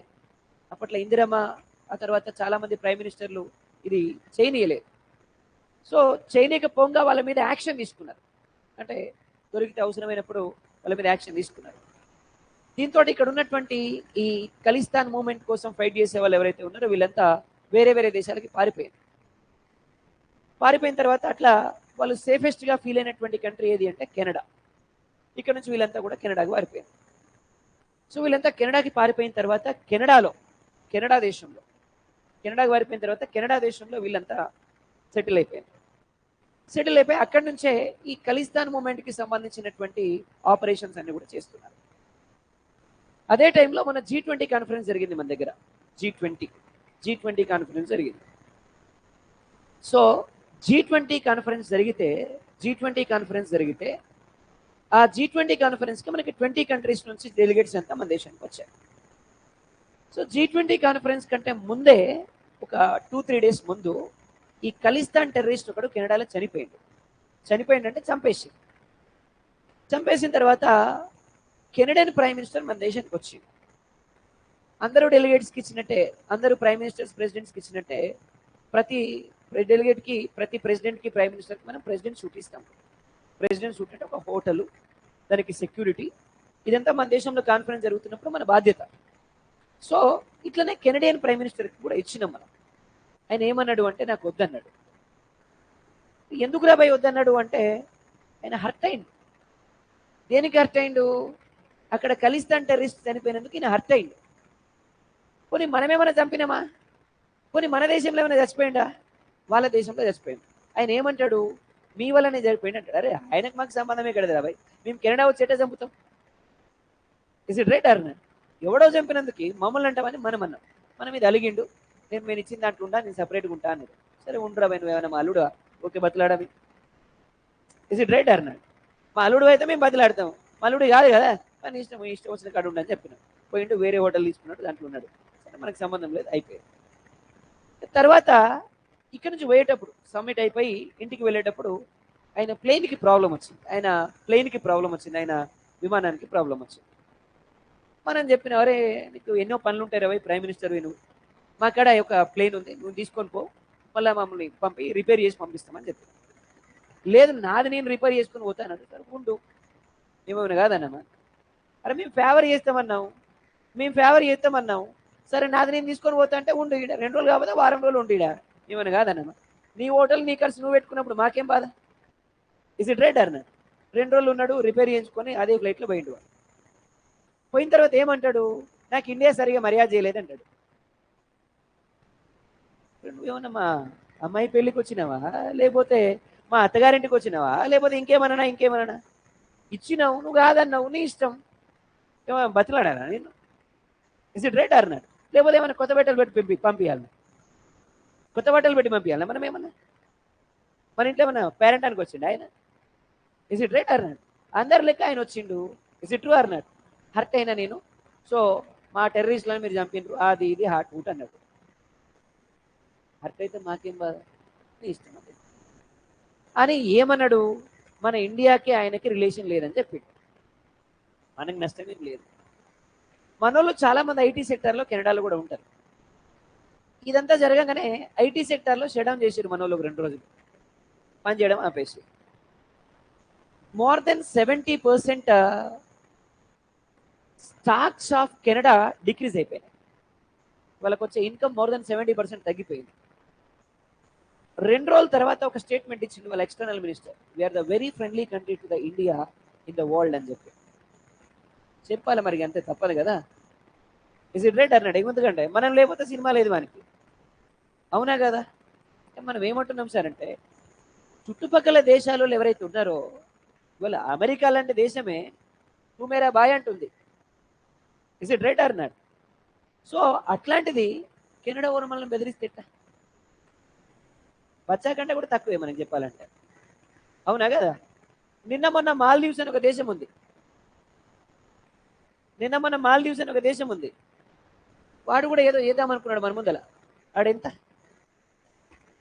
ఆడెంత మన కాడ? ఇస్ ఇట్ రైట్ అన్నాడు. ఒక మాటలు చెప్పాలంటే, మన పెద్ద ఆయన పోయి లక్షదీవులో చేరేసుకొని కూర్చుంటే గజగజలాడిపోయింది దేశం. మన పెద్ద ఆయన పవర్ అట్లాంటిది. కాలు మీద కాలేసుకొని లక్షదేవుల బీచ్లో చేరేసుకొని కూర్చుంటే మాల్దీవులు షట్ డౌన్ అయిందంతే, షేక్ అయిపోయిందంతే. కారణం ఏంటంటే, ఇక మీకు తెలుసు పెద్ద ఆయన గురించి. పెద్ద ఆయన ఏమన్నా చేసిండు అంటే దానికి స్ట్రాటజీ ఉంటుంది. ఎందుకు పోయింది సార్ లక్షదీవుల కంటే, ఆయన ఏదో సరదాగా పోలే. మనోళ్ళంతా మాల్దీవులకు పోతున్నారు టూరిజంకి. ఇస్ ఇట్ రైట్ అన్నాడు. మాల్దీవులకు టూరిజం పోతున్నారు మనోళ్ళంతా. అరే మాల్దీవులకు పోవడేంద్రా భయ్, మాల్దీవుల కంటే గొప్ప అందాలు మన కాడ లక్షదీవులలో ఉంటాయి అని ఫస్ట్ మీకు లక్షదీవుల కంటే చూపియాలి కాబట్టి లక్షదీవులకు పోయి అడ్వెంచర్స్ చేసిండు, సముద్రం లోపల వేయండు, పగడదీవులు చూపించిండు, లక్షదీవులలో చీరలేసుకొని కూర్చొని మొత్తం ఫోటోలు ఇన్స్టాగ్రామ్లో దాంట్లో ఇంట్లో పెట్టిండు. ఈ మాల్దీవుల మినిస్టర్ ఒకటి ఏం చేసిండంటే, మన మీద ఒక కామెంట్ చేసిండు మన ప్రైమ్ మినిస్టర్ మీద. ఏమని? ఇక రేపటి నుంచి మన దగ్గరికి టూరిస్టులు రారు కావచ్చు, నరేంద్ర మోడీని చూసి అందరు లక్షదీవులకే పోతారు కావచ్చు అని కామెంట్ చేసిండు. కల్పమంటారా ఆంధ్ర దీన్ని? మనోడి మీద ఇవాళ ప్రపంచంలో చాలా దేశాలు మన ముందర సైల్యూట్ కొడుతున్నాయి. బచ్చాగాడు వాడు, ఇస్ ఇట్ రైట్ అన్నాడు. వాడు మనల్ని కామెంట్ చేస్తే ఎట్లా? దీంతో ఈజీ ట్రిప్ అనేటువంటి ఒక టూరిజం యాప్ వాళ్ళు దాదాపు ఒక 2500 ట్రిప్పుల్ని క్యాన్సిల్ చేశారు. 2500 క్యాన్సిల్, దాదాపు more than 10,000 hotel bookings cancel. Example చెప్పాలంటే, ఒకరోజు పోయేస్తే మనకు ఒక 3 days 4 days అట్లా పోయేస్తే 1 lakh ఖర్చు అయింది మనిషికి. ఇంట్లో ఇద్దరు పోయినా కూడా 2 లక్షలు ఖర్చు. ఇప్పుడు 3000 మంది ఇంటూ 2 లక్షలు వేసుకొని 3000 మెంబర్స్ ఇంటూ 2 lakhs వేసుకోండి, దాదాపు ఎంత అయిద్దమ్మా? ఒక 60-70 కోట్లు అయిద్దా? 60 crores అయింది కదా, 60 కోట్లు. అంటే 2 రోజులకి మన దగ్గర నుంచి వానికి వచ్చే ఇన్కమ్ ఎంత అంటే 60 కోట్లు. నెల రోజులకి వేసుకుంటే 1800 కోట్లు, అంతే కదమ్మా. 180 crores, 1800 కదా. 1800 కోట్ల రూపాయలు మన దగ్గర నుంచి వస్తుంది వానికి ఆదాయం. ఇస్ ఇట్ రైట్ అన్నాడు. 1800 కోట్ల రూపాయల ఆదాయం వచ్చే మన మీద వాడు కామెంట్ చేస్తే cancel, all destinations are cancel. Tourism మన దగ్గరికి లక్షదీవులకు వస్తున్నారు. Highest tourism bookings recorded in Lakshadweep in a single day. That is what the power of Modi. పెద్ద అయిన లక్షదీవుల చేరేసుకొని కూర్చొని 2500 మందిని పిలిపించిండు లక్షదీవులకి. రండ్రా బై, ఆడికాడుకో పోవడైంది, మనకాడనే మస్తుకున్నదని చూపించి. ఇప్పుడు ఫెసిలిటీస్ అన్ని లక్షదీవులు డెవలప్ చేస్తారు. థాయిలాండ్ పోయేటోడు లక్షదీవులకు వస్తాడు, ఇటు మాల్దీవులో పోయేటోడు లక్షదీవులకు వస్తాడు, ఇండోనేషియా పోయేటోడు లక్షదీవులకు వస్తాడు. టూరిజం పరంగా లక్షదీవులు డెవలప్ అవుతా లేదా? లక్షదీవులు 32 square kilometers ఆఫ్ ఏరియా, చాలా చిన్న దీవులు మన ఇండియాలో. చిన్న దీవులు కాబట్టి డెస్టినేషన్ పెంచుతారు, ఆటోమేటిక్గా టూరిజం డెవలప్ అయ్యింది. 3 మినిస్టర్లని సస్పెండ్ చేసిర్రు మాల్దీవులలో. 3 ministers సస్పెండ్ చేసిర్రు మోడీని కామెంట్ చేసినందుకు. ప్రపంచాలు ఉమ్మినాయి నోట్ల. ఎవరి మీద? మాల్దీవులకి. ఎస్, నిజంగా చెప్పాలంటే మన భాషలో అదే. మరి పిచ్చోళ్ళారా, ఆయన ఓళ్ళనే ఇవాళ నెంబర్ 1 లీడర్షిప్లో ఉన్నటువంటి పర్సన్స్లో ఆయన్ని కామెంట్ చేసి మీ నోట్లో మీరు మన్నుకొట్టుకున్నారా అని చెప్పింది. వాళ్ళ ప్రైమ్ మినిస్టర్ సాక్షాత్తు సారీ చెప్పిండు. నాకు కాదు చెప్పాల్సింది, మా ఫ్యాన్స్కి చెప్పండి అని చెప్పి, మా ఫ్యాన్స్ హర్ట్ అయితే ఇట్లుంటుందని చెప్పింది ఆయన. Is it right or not? This is what. అంటే ఇవాళ ప్రపంచంలో ఏ దేశమైనా సరే మనతోటి ఫ్రెండ్లీ ఉండాల్సిందే. చైనా లాంటి వాడే మనల్ని తట్టుకోలేకపోతుండు, ఈడెంత? Is it right or not? అగో దిస్. సో కాబట్టి ఇది మనకి కెనడాకి ఉన్న రిలేషన్. సో కెనడా చాలాసార్లు ఏదో చేద్దాం అనుకుంది, కానీ ఏది వర్కౌట్ కాలే కాదు. Is it right or not? Yes. So world అనే లాంగెస్ట్ కోస్టల్ లైన్ ఉన్న కంట్రీ అంటే ఏమని చెప్పాలమ్మా? కెనడా. ఎంత కోస్టల్ లైన్ ఉంది? 2020. ఇండియాలో longest coastal line, second longest coastal line, least coastal line, least coastal line. Yes. ఇకపోతే యూనియన్ టెరిటరీస్లో లాంగెస్ట్ కోస్టల్ లైన్ ఉన్న యూనియన్ టెరిటరీస్ ఏది అంటే అండమాన్ నికోబార్ ఐలాండ్స్. 1962. ఎన్ని కిలోమీటర్లు ఉంది? 1962 కిలోమీటర్స్ ఉంది. ఎవరికి? అండమాన్ నికోబార్ ఐలాండ్స్. ఏమన్నా ఇక్కడ లక్షద్వీప్స్ ఉంది, లక్షద్వీప్స్ ఉంది, లక్షద్వీప్స్ ఉంది. మిడిల్ ఆఫ్ ది లక్షద్వీప్స్ మనకి 8 degrees ఛానల్ పాస్ అవుతుంది. ఏం ఛానల్? సో ఇక్కడ లక్షద్వీప్స్ ఉంది, ఇక్కడ అండమాన్ నికోబార్ ఐలాండ్స్ ఉంది. ఏరియాలో చిన్న అయితే లక్షద్వీప్స్, కానీ కోస్టల్ లైన్ పరంగా చిన్నదైతే పుదుచ్చేరి. డిఫరెన్స్ అర్థమేంటో మీకు? ఏరియా పరంగా అయితే చిన్నదేది లక్షద్వీప్స్, కోస్టల్ లెంత్ పరంగా సముద్ర తీరం పరంగా చిన్నదైతే పుదుచ్చేరి. పుదుచ్చేరికి 30.5 కిలోమీటర్స్ ఉంటుంది, అంటే పుదుచ్చేరి లీస్ట్ కోస్టల్ లైన్. అర్థమైంది కదమ్మా? ఇండియాలో ఎన్ని స్టేట్స్కి కోస్టల్ లైన్? ఈస్టర్న్ కోస్ట్లో ఎన్ని స్టేట్స్? వెస్టర్న్ కోస్ట్లో ఎన్ని స్టేట్స్? రైట్. సో ఈస్టర్న్ కోస్ట్లో ఏమేమి ఉన్నాయి? వెస్ట్ బెంగాల్, ఒడిశా, ఆంధ్రప్రదేశ్. వెస్టర్న్ కోస్ట్లో ఏమేమి ఉన్నాయి? Gujarat, Maharashtra, Goa, Karnataka. Western coast, right. So longest coastal line ఉన్న స్టేట్ ఏదమ్మా? Second longest coastal line. Eastern కోస్ట్లో లాంగెస్ట్ కోస్టల్ లైన్, ఈస్టర్న్ కోస్ట్లో longest coastal line, bay of బెంగాల్లో longest coastal line. Longest coastal line ఉన్న union territory, least coastal line ఉన్న union territory. Clear, right? ఒక clarity వచ్చింది. So ఓవరాల్గా ఈరోజు మనకి 9 స్టేట్స్కి కోస్టల్ లైన్ ఉంటుంది. ఈస్టర్న్ కోస్ట్లో ఎన్ని ఉన్నాయమ్మా? ఏమేమి ఉన్నాయి? వెస్ట్ బెంగాల్, ఒడిశా, ఆంధ్రప్రదేశ్, తమిళనాడు. వెస్టర్న్ కోస్ట్లో ఏమున్నాయమ్మా? కేరళ, కర్ణాటక, గోవా, మహారాష్ట్ర. రైట్. ఎన్ని స్టేట్స్ ఉన్నాయి మొత్తం? Yes, 9 states. ఇప్పుడు ఒక్కొక్క కోస్టల్ లైన్కి, ఒక్కొక్క స్టేట్కి ఒక్కొక్క పేరు ఉంటుంది. వెస్ట్ బెంగాల్ని భంగా కోస్ట్ అంటారు. ఏమనాలి? ఏ స్టేట్ని? ఒడిశాని ఉత్కల్ కోస్ట్ అంటారు. ఏమనాలి? ఆంధ్రప్రదేశ్ని సర్కార్. ఏమనాలి? కోస్తా. ఏమనాలి? సర్కార్ కోస్తా. ఏ స్టేట్ని? తమిళనాడుని కోరమండల్. ఏమనాలి? దీన్ని. సో వెస్ట్ బెంగాల్ని ఏమన్నాం? ఒడిశాని ఏమన్నాం? ఆంధ్రప్రదేశ్ని ఏమన్నాం? తమిళనాడుని ఏమన్నాం? కేరళని మలబార్. ఏమన్నామమ్మా? క్వశ్చన్ ఎలా అంటాడంటే, Vasco da Gama came to India. Vasco da Gama came to India in 1498 May 17 to Calicut. Vasco da Gama came to which of the following coast in India? A coast అమ్మా? మలబార్ కోస్ట్. ఏ కోస్ట్ అన్నాం? Malabar Coast. ఏ coast అన్నాం? మరి కర్ణాటకని మనం Canara Coast. ఏ coast అన్నాం? ఏ coast అన్నాం? Canara coast. ఎక్కడ? ఈ 3 స్టేట్స్ కలిపి కొంకన్. ఏమన్నాం? ఏమన్నాం?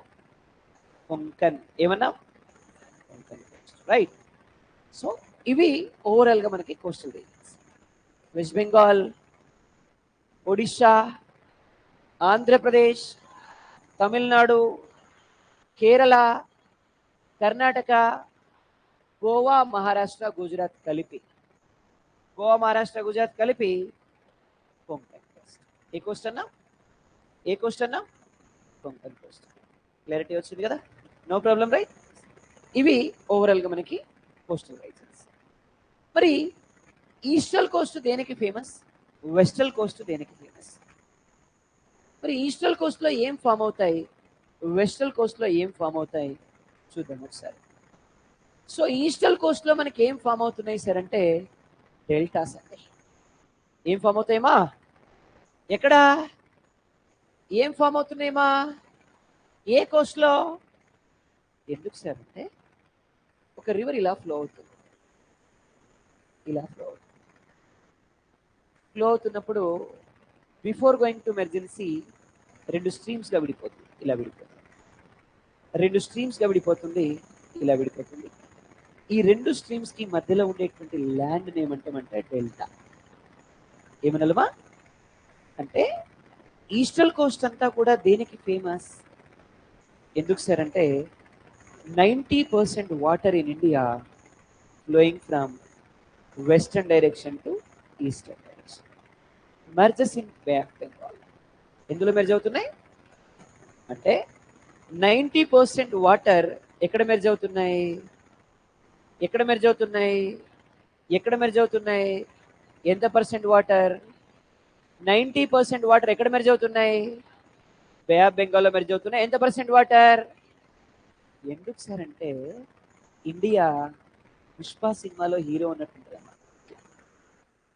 ఇదేమో పైకి ఉంటుంది, ఇదేమో కిందికి ఉంటుంది. మరి ఇక్కడ పుట్టిన నదులన్నీ ఇటే కదా రావాలి, అందుకని ఇటువైపు స్లోప్ ఉంటుంది. ఇండియాకి ఏ డైరెక్షన్లో స్లోప్ ఉంది? ఈస్టర్న్ డైరెక్షన్లో స్లోప్ ఉంది కాబట్టి వెస్టర్న్ డైరెక్షన్ నుంచి ఎటువైపు వస్తున్నాయి? ఈస్టర్న్ డైరెక్షన్కి వస్తుంది. ఎంత పర్సెంట్ వాటర్? ఏ సీలో మెర్జ్ అవుతున్నాయి? అందుకని ఈస్టర్న్ కోస్ట్లో ఏం ఫామ్ అయినాయి? సో ఎక్కడ ఫామ్ అయినాయి మా deltas? What is the reason for formation of deltas in eastern coast? Because 90% water flowing from, because 90% water flowing from western direction to merges in మరి ఎలా flow అవుతున్నాయి చూద్దాం. Here West Bengal is there, Odisha is there, Andhra Pradesh, Tamil Nadu, right? Yes. West బెంగాల్లో ఒక river ఇలా వస్తుంది, ఒక river ఇలా వస్తుంది, ఇలా ఫ్లో అవుతుంది, ఇక్కడ దాకా వచ్చింది. Name of the river Ganga. A river అన్నా?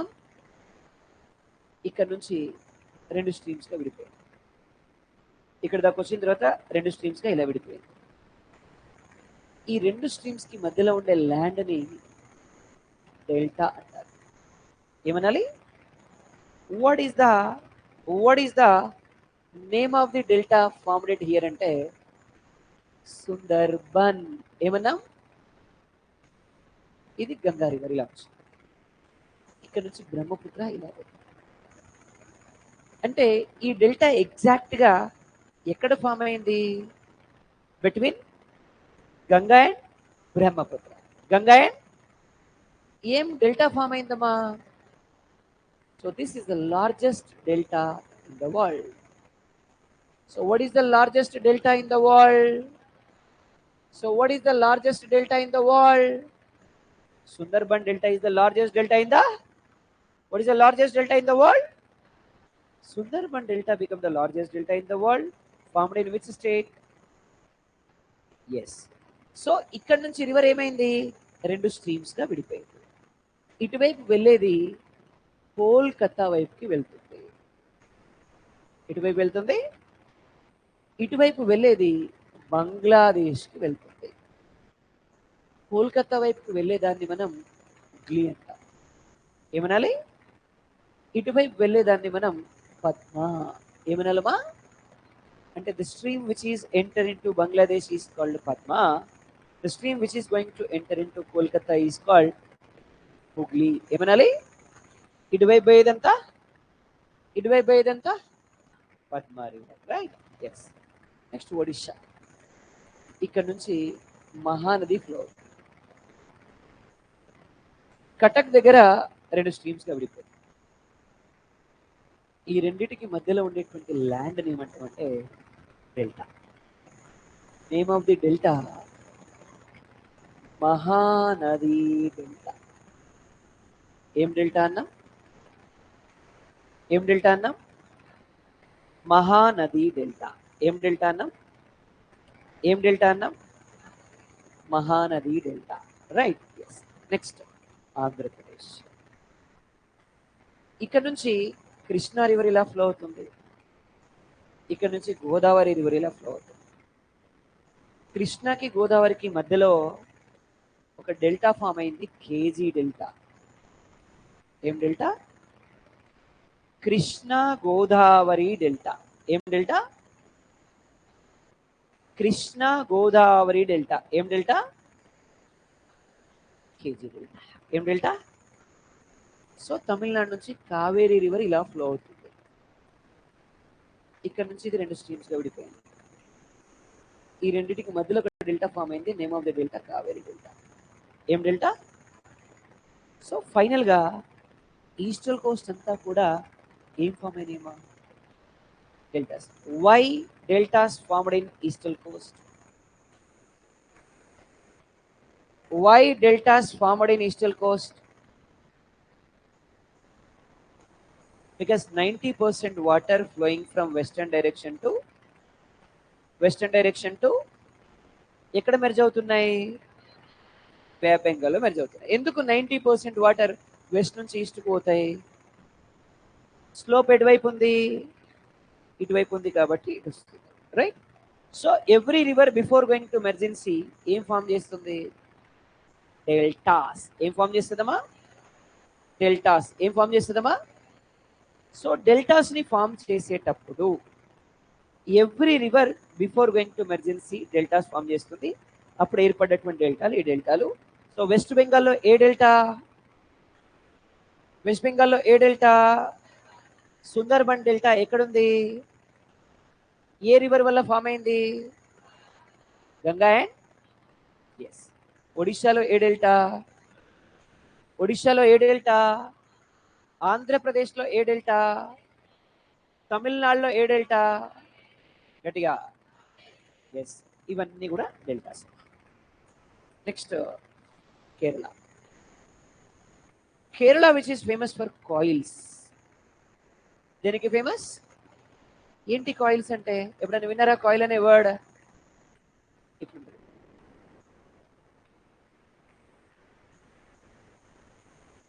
Mosquito coil is a coil we're using for mosquitoes కాబట్టి ఏమన్నాం? Mosquito coil. ఇట్లాంటి షేప్ మీరు ఎక్కడైనా చూసారంటే ఎస్. ఎప్పుడైనా నీళ్ళలో రాయిస్తాం, అలలు ఇలా ఉంటాయి, that is also coil.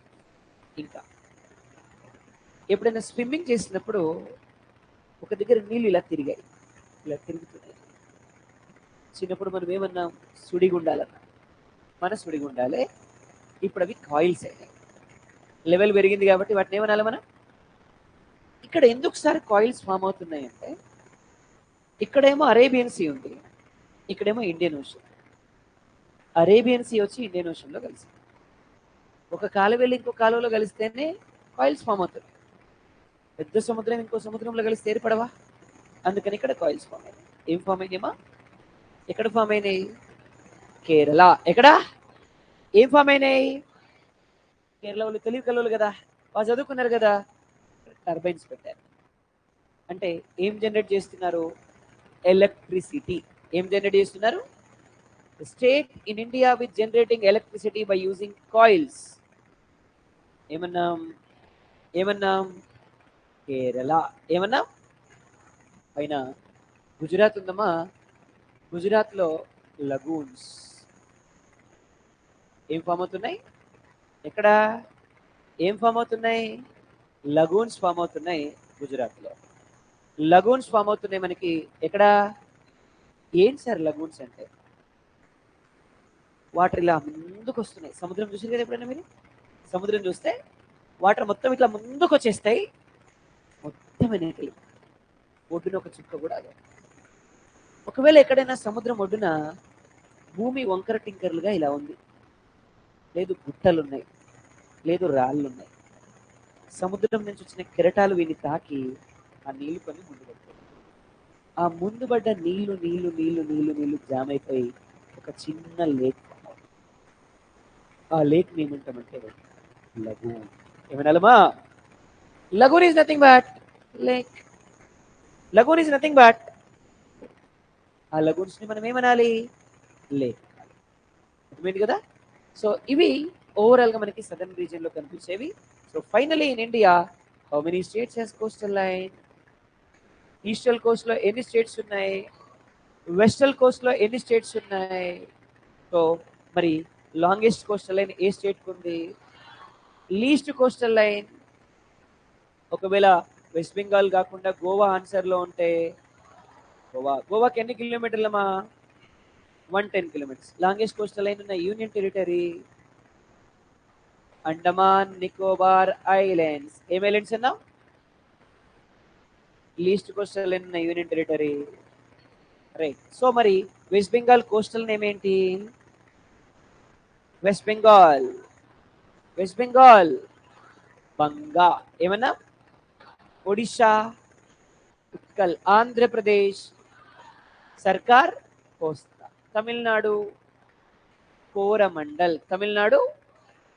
Kerala Vasco da Gama ఎక్కడికి వచ్చారు? మలబార్ కోస్ట్ దేనికి ఫేమస్? స్పైసెస్. దేనికి ఫేమస్? స్పైసెస్. స్పైసెస్ ఇంతకుముందు అనుకున్నాం కదా. వాడు ఏం చేస్తాడంటే లింక్ చేసి క్వశ్చన్ అడుగుతాడు. అంటే హిస్టరీని జాగ్రఫీతో లింక్ చేస్తాడు, ఇంకేదో సబ్జెక్ట్ని జాగ్రఫీతో లింక్ చేస్తాడు, అట్లా అడుగుతాడు. చిన్న ఎగ్జాంపుల్, ఈ మధ్య కాలంలో క్వశ్చన్ వచ్చింది మనకి, దచ్చిగామ్ నేషనల్ పార్క్ లొకేటెడ్ ఇన్ అని చెప్పి క్వశ్చన్ అడిగాడు. దచ్చిగామ్ నేషనల్ పార్క్ ఎక్కడ ఉంది అని క్వశ్చన్ అడిగాడు. జనరల్గా మీరు ఏం ఎక్స్పెక్ట్ చేస్తారు? అక్కడ స్టేట్ ఎక్స్పెక్ట్ చేస్తారు, అంటే ఏ స్టేట్లో ఉంది అనేటువంటి ఆప్షన్ ఎక్స్పెక్ట్ చేస్తారు. క్వశ్చన్ ఏమడిగిందంటే tropical zone, torrid zone, right, next frigid zone, equator zone, అట్లా అడిగింది. అసలు ఎక్స్పెక్ట్ చేస్తామా ఇట్లా? ఫస్ట్ నీకు క్వశ్చన్కి ఆన్సర్ తెలియాలంటే ఫస్ట్ మీకు అది ఏ స్టేట్లో ఉందో తెలియాలి, ఆ స్టేటు 23.5 ట్రాపిక్ ఆఫ్ క్యాన్సర్కి పైనుందా కిందుందా తెలియాలి. ఒకవేళ 23.5 ట్రాపిక్ ఆఫ్ క్యాన్సర్కి పైన ఉంటే అది ఏ జోన్లో ఉందో తెలియాలి. ఇంత తెలిస్తే ఆన్సర్ పెట్టచ్చు. అందుకే నేను ఎప్పుడు ఏం చెప్తాను, మనం చెప్పే క్వశ్చన్ ఒక్కటి కూడా ఎగ్జామినేషన్లో రాదు, కానీ మనం చెప్పే ప్రతి కాన్సెప్ట్ ఎగ్జామినేషన్లో వస్తుంది. నేనేమంటున్నా, మనకి క్వశ్చన్ వచ్చినప్పుడు మీరు దాన్ని ఎనలైజ్ చేయగలగాలి. ఆ ఎనాలిసిస్ ఎప్పుడు సాధ్యమవుద్ది? When you have idea over the map in geography. Map మీద నీకు ఐడియా ఉన్నప్పుడు జాగ్రఫీలో క్వశ్చన్కి ఆన్సర్ చేయడం సాధ్యమైంది. క్వశ్చన్ టు క్వశ్చన్ బట్టి కొడితే రాదు, అసలు ఇంపాసిబుల్ అది. అర్థమైందమ్మా? సో ఎందుకంటే level of questioning and SSC highly increased. ఒకసారి ఎస్ఎస్సిలో అడిగేటువంటి క్వశ్చన్స్ యూపీఎస్సి లెవెల్ క్వశ్చన్స్ ఉంటున్నాయి, అంత స్టాండర్డ్గా ఉంటున్నాయి క్వశ్చన్స్.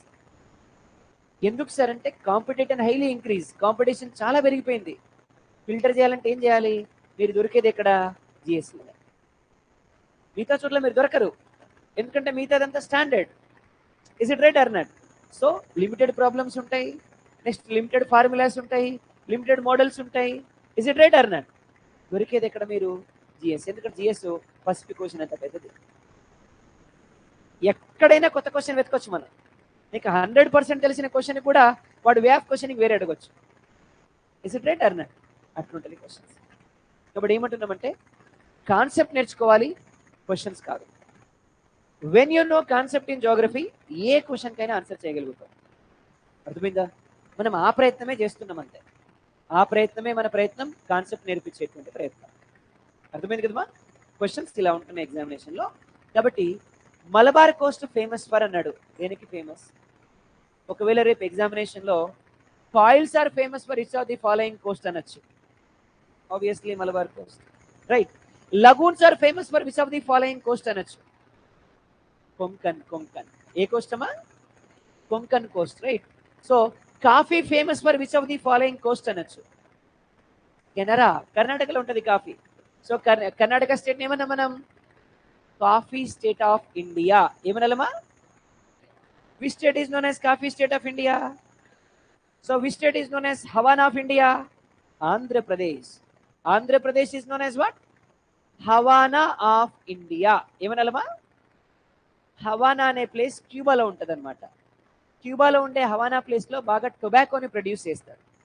అదే టొబాకోని మన ఆంధ్రప్రదేశ్లో ప్రొడ్యూస్ చేస్తున్నాం మళ్ళా. అందుకని ఆంధ్రప్రదేశ్ ఏమంటాం మనం? Havana of India. ఏమనాలమ్మా?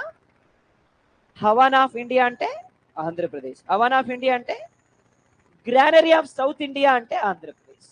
దక్షిణ భారత ధాన్యాగారం అంటాం మనం ఆంధ్రప్రదేశ్ని. గ్రానరీ ఆఫ్ సౌత్ ఇండియా అంటే ఆంధ్రప్రదేశ్ని.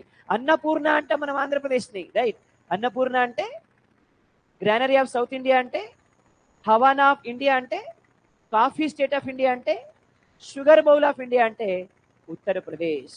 షుగర్ బౌల్ ఆఫ్ ఇండియా అంటే టీ గార్డెన్ ఆఫ్ ఇండియా అంటే Assam. Tea garden of India అంటే టీ గార్డెన్ ఆఫ్ ఇండియా అంటే టీ గార్డెన్ ఆఫ్ ఇండియా అంటే అసోం నేమనాలి మనం టీ గార్డెన్ ఆఫ్ ఇండియా అంటాం. అర్థమైంది కదమ్మా? సో ఇది మనకి స్టేట్ వైజ్ పిలిచేటువంటి పేర్లు, చాలా ఇంపార్టెంట్, గుర్తుపెట్టుకోండి. So coffee garden of India, sugar bowl of India, granary of south India, rice bowl of India Chhattisgarh. Rice bowl of India, rice bowl of India. ఎందుకు sir అంటే ఛత్తీస్గఢ్ ఏరియా చాలా తక్కువ, కానీ ఇక్కడంతా ఏం ప్రొడ్యూస్ చేస్తారు? బాస్మతి రైస్ని ప్రొడ్యూస్ చేస్తారు. మన ఇండియాకి ఎక్కువగా ఎక్స్పోర్ట్ చేయడం ద్వారా ఇన్కమ్ వస్తుంది. అందుకని ఇన్కమ్ ఎక్కువ వస్తున్నటువంటి స్టేట్ కాబట్టి దానికి ఏమని ఇచ్చారు పేరు? Rice bowl of India. ఏమనాలి? Ex CM of Chhattisgarh mister Raman Dev, ఆయన్ని చావల్ బాబా అంటారు. రమన్ సింగ్ యాక్చువల్గా ఆయన పేరు. ఏమన్నా? రమన్ సింగ్. రమన్ సింగ్ ఏమంటాం? చావల్ బాబా. ఏమనాలా? ఎందుకు సార్ అంటే ఈయన ఆ స్టేట్లో ఎక్కువగా బాస్మతి రైస్ని పండించడానికి ఎంకరేజ్ చేశారు, బెనిఫిట్స్ ఇచ్చారు, ఇన్కమ్ పెంచాడు వాళ్ళ స్టేట్లో ఉన్న పీపుల్కి. అందుకే ఆయన ఏమంటాం మనం? చావల్. ఎవరిని? రమన్ సింగ్. ఏం పేరమ్మా? ఏమనాలి? చావల్ బాబా. చావల్ బాబా. అందరూ రైస్ బౌల్ ఆఫ్ ఇండియా అనగానే ఆంధ్రప్రదేశ్ అనుకుంటారు, కానీ ఆంధ్రప్రదేశ్ కాదు, వెస్ట్ బెంగాల్ కూడా కాదు. ఏది? ఎందుకు అనకూడదు అంటే ఆంధ్రప్రదేశ్ని మనం గ్రానరీ ఆఫ్ సౌత్ ఇండియా అంటాం, అన్నపూర్ణ అంటాం. దేశంలో ఎవరికి అన్నం లేకపోయినా అన్నం పెట్టే రాష్ట్రం ఏది అంటే ఆంధ్రప్రదేశ్. అందుకని ఏమన్నా మనం? అన్నపూర్ణ. ఏమన్నా? Granary of south India, granary of. అంతేగాని రైస్ బౌల్ ఆఫ్ ఇండియా అనే స్టేట్ అంటాం. విచిత్రం ఏంటంటే రైస్ ప్రొడక్షన్ లో ఫస్ట్ ప్లేస్ లో ఉన్న స్టేట్ ఈరోజు west Bengal. West Bengal is in first place in production of rice. అర్థమైందా? సో ఒకసారి క్వశ్చన్స్ ఏంటంటే ఆఫెన్లీ కన్ఫ్యూజ్డ్ క్వశ్చన్స్ అనమాట ఇవన్నీ, రైట్. సో ఇలా మనకి మొత్తం మీద ఎన్ని స్టేట్స్ కి క్వశ్చన్? లాంగెస్ట్ కోస్టల్ లైన్ ఉన్న కంట్రీ ఏది వరల్డ్ లో? రైట్. ఏమన్నా? రైట్. కెనడాకి longest coastal line. Capital of Canada, currency of Canada, right. ఏమన్నా? రైట్. సో ఇది ఓవరాల్ గా మనకి దీన్ని బేస్ చేసుకుంటాం. ఇప్పుడు northern part of the India గురించి మాట్లాడదాం. బ్రేక్ తర్వాత మాట్లాడదాం, right. So come to the online. వీళ్ళ సమస్య ఏంటంటే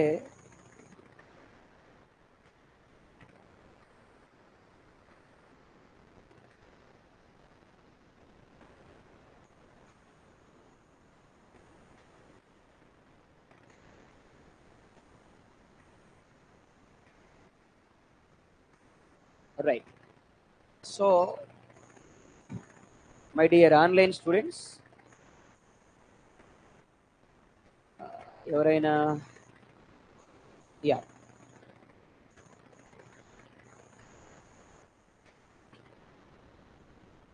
శివ, ఓన్లీ ఆఫ్లైన్ స్టూడెంట్స్ని మాత్రమే పట్టించుకుంటారా? ఆన్లైన్ వాళ్ళకి మేము పనికిరామా? Question number 1. మీరు వెళ్ళండి నేను వాళ్ళకి. శివ, నాకు ఆన్లైన్ వాళ్ళు కూడా ముఖ్యమే. ఫస్ట్ 30 మినిట్స్ క్యాన్సిల్ అయిన తర్వాత నేను వాళ్ళకి చెప్పాను, ఆ 30 మినిట్స్ క్లాస్ లాస్ట్లో రిపీట్ చేస్తాను, ఇప్పుడు రిపీట్ చేయను. ఎందుకంటే అదే 30 మినిట్స్ రిపీట్ చేస్తే ఇక్కడ వీళ్ళంతా గొడవ చేస్తారు. అది ఫస్ట్ రీజన్. సో ఇక్కడ ప్రాబ్లం ఏంటి అంటే బోర్డుకి మానిటర్కి మధ్య 10 ఫీట్స్ డిస్టెన్స్ ఉంటుంది. బోర్డుకి మానిటర్కి మధ్య 10 ఫీట్లు డిస్టెన్స్ ఉంటుంది. ఇప్పుడు నేను బోర్డు దగ్గర రాస్తున్నప్పుడు నాకు మానిటర్ కనిపించదు. ప్రతి 5 నిమిషాలకి ప్రతి 2 నిమిషాలకి నేను బోర్డు వచ్చి చూడలేను. That is what the reason. ఒకవేళ మానిటర్ బోర్డుకి ఎదురుగా ఉందనుకోండి, అప్పుడు నేను ఏమన్నా మీకు చెప్పగలుగుతాను, మీరు వచ్చే క్వరీస్ నాకు కనిపిస్తే నేను చెప్తాను. ఒక పాయింట్ నేను ఎక్స్ప్లెయిన్ చేయడానికి మినిమం ఎంత టైం పడుతుంది అంటే 20 నిమిషాలు 15 నిమిషాలు పైనే పడుతుంది. కాబట్టి అది ఫస్ట్ రీజన్ నేను ప్రతిసారి ఇక్కడికి వచ్చి చూడకపోవడానికి కారణం. రైట్. మీరు ఎవరైనా ఫీజు కట్టారు, ఎవరైనా నాకు ముఖ్యమే, కానీ ఆన్లైన్ని ఆఫ్లైన్ని డిఫరెంట్గా ట్రీట్ చేసేది ఏం లేదు. రైట్, ఒకటి. సో అది రీజన్. నేను వాళ్ళకి క్లియర్గా చెప్పాను, మీకు పోస్ట్ చేయమని చెప్పి ఆ మెసేజ్ని. లాస్ట్ 30 మినిట్స్లో నేను ఆ 30 మినిట్స్ క్లాస్ రిపీట్ చేస్తాను అని చెప్పి. రైట్. Next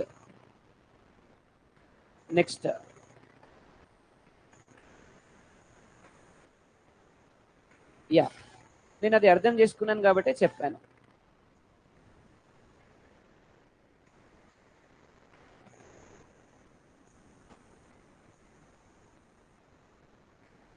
right. ఒకవేళ మీకు నేను చెప్తున్న కంటెంట్ ఏమైనా అర్థం కాకపోతే అది మీ దగ్గర నెట్వర్క్ ఇష్యూ అయి ఉండొచ్చు. ఒకవేళ నెట్వర్క్ ఇష్యూ అయి ఉండొచ్చు, లేదంటే ఇక్కడ నుంచి ఏమైనా టెక్నికల్ ప్రాబ్లం అయి ఉండొచ్చు. సో ఒకవేళ మీకు ఏమైనా టెక్నికల్ ఇష్యూ వచ్చి ఉంటే you can call to the Everest team. దానికి సార్ ఏం చేయలేడు, నేను టెక్నికల్ ఇక్కడ ఏం చేయలేను, నాకు ఐడియా కూడా లేదు. Right. Okay. So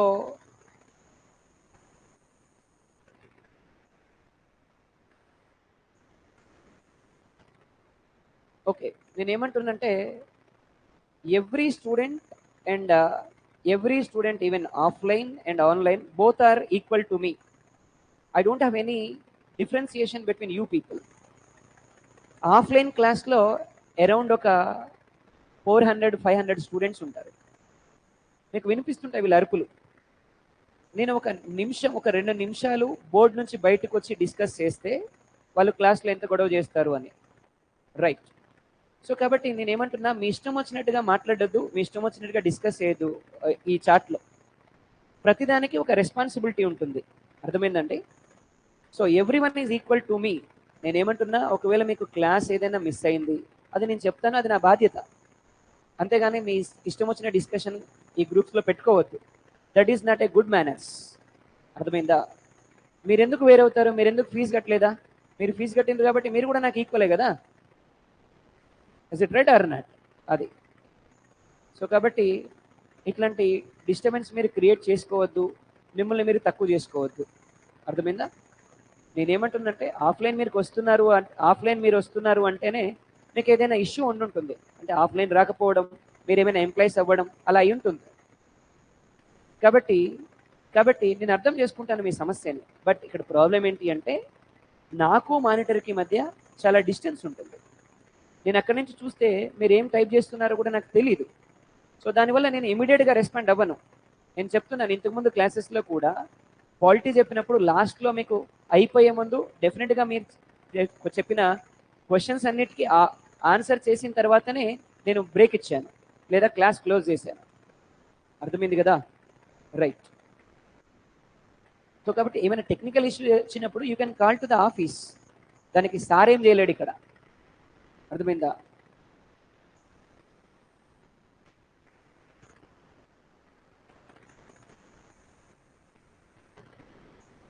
okay, clear? Yes, you can call to the office to about the technical issues. So అంతేగాని దానికి నేనేం చేయలేను టెక్నికల్ ఇష్యూస్కి సంబంధించి.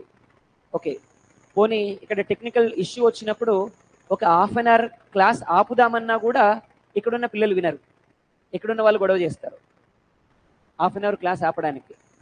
అప్పుడు నా రెస్పాన్సిబిలిటీ ఏంటి అంటే ఇక్కడ ఈ క్లాస్ కంటిన్యూ చేస్తూ మీకు ఏ క్లాస్ అయితే మిస్ అయిందో అది నేను లాస్ట్లో వీళ్ళని పంపించేసి మీకు చెప్తా. అది మాత్రం నేను చేయగలుగుతాను తప్ప ఇక్కడ హైబ్రిడ్ క్లాస్ ఉన్నప్పుడు ప్రాబ్లం ఏంటి అంటే ఇద్దరిని మేనేజ్ చేయాలి నేను. ఇద్దరిని మేనేజ్ చేయాలి అంటే ఆఫ్లైన్ స్టూడెంట్స్ యొక్క ప్రెజెన్స్ వేరే ఉంటుంది, ఆఫ్లైన్ స్టూడెంట్ యొక్క ప్రెజెన్స్ వేరే ఉంటుంది. అర్థమైందా? మీరంతా గ్రాడ్యుయేట్స్, ట్రై టు అండర్స్టాండ్. అర్థమైంది కదా? Right, fine, thank you. After the break we will continue. So you can call to the office and intimate your problem, అంతే.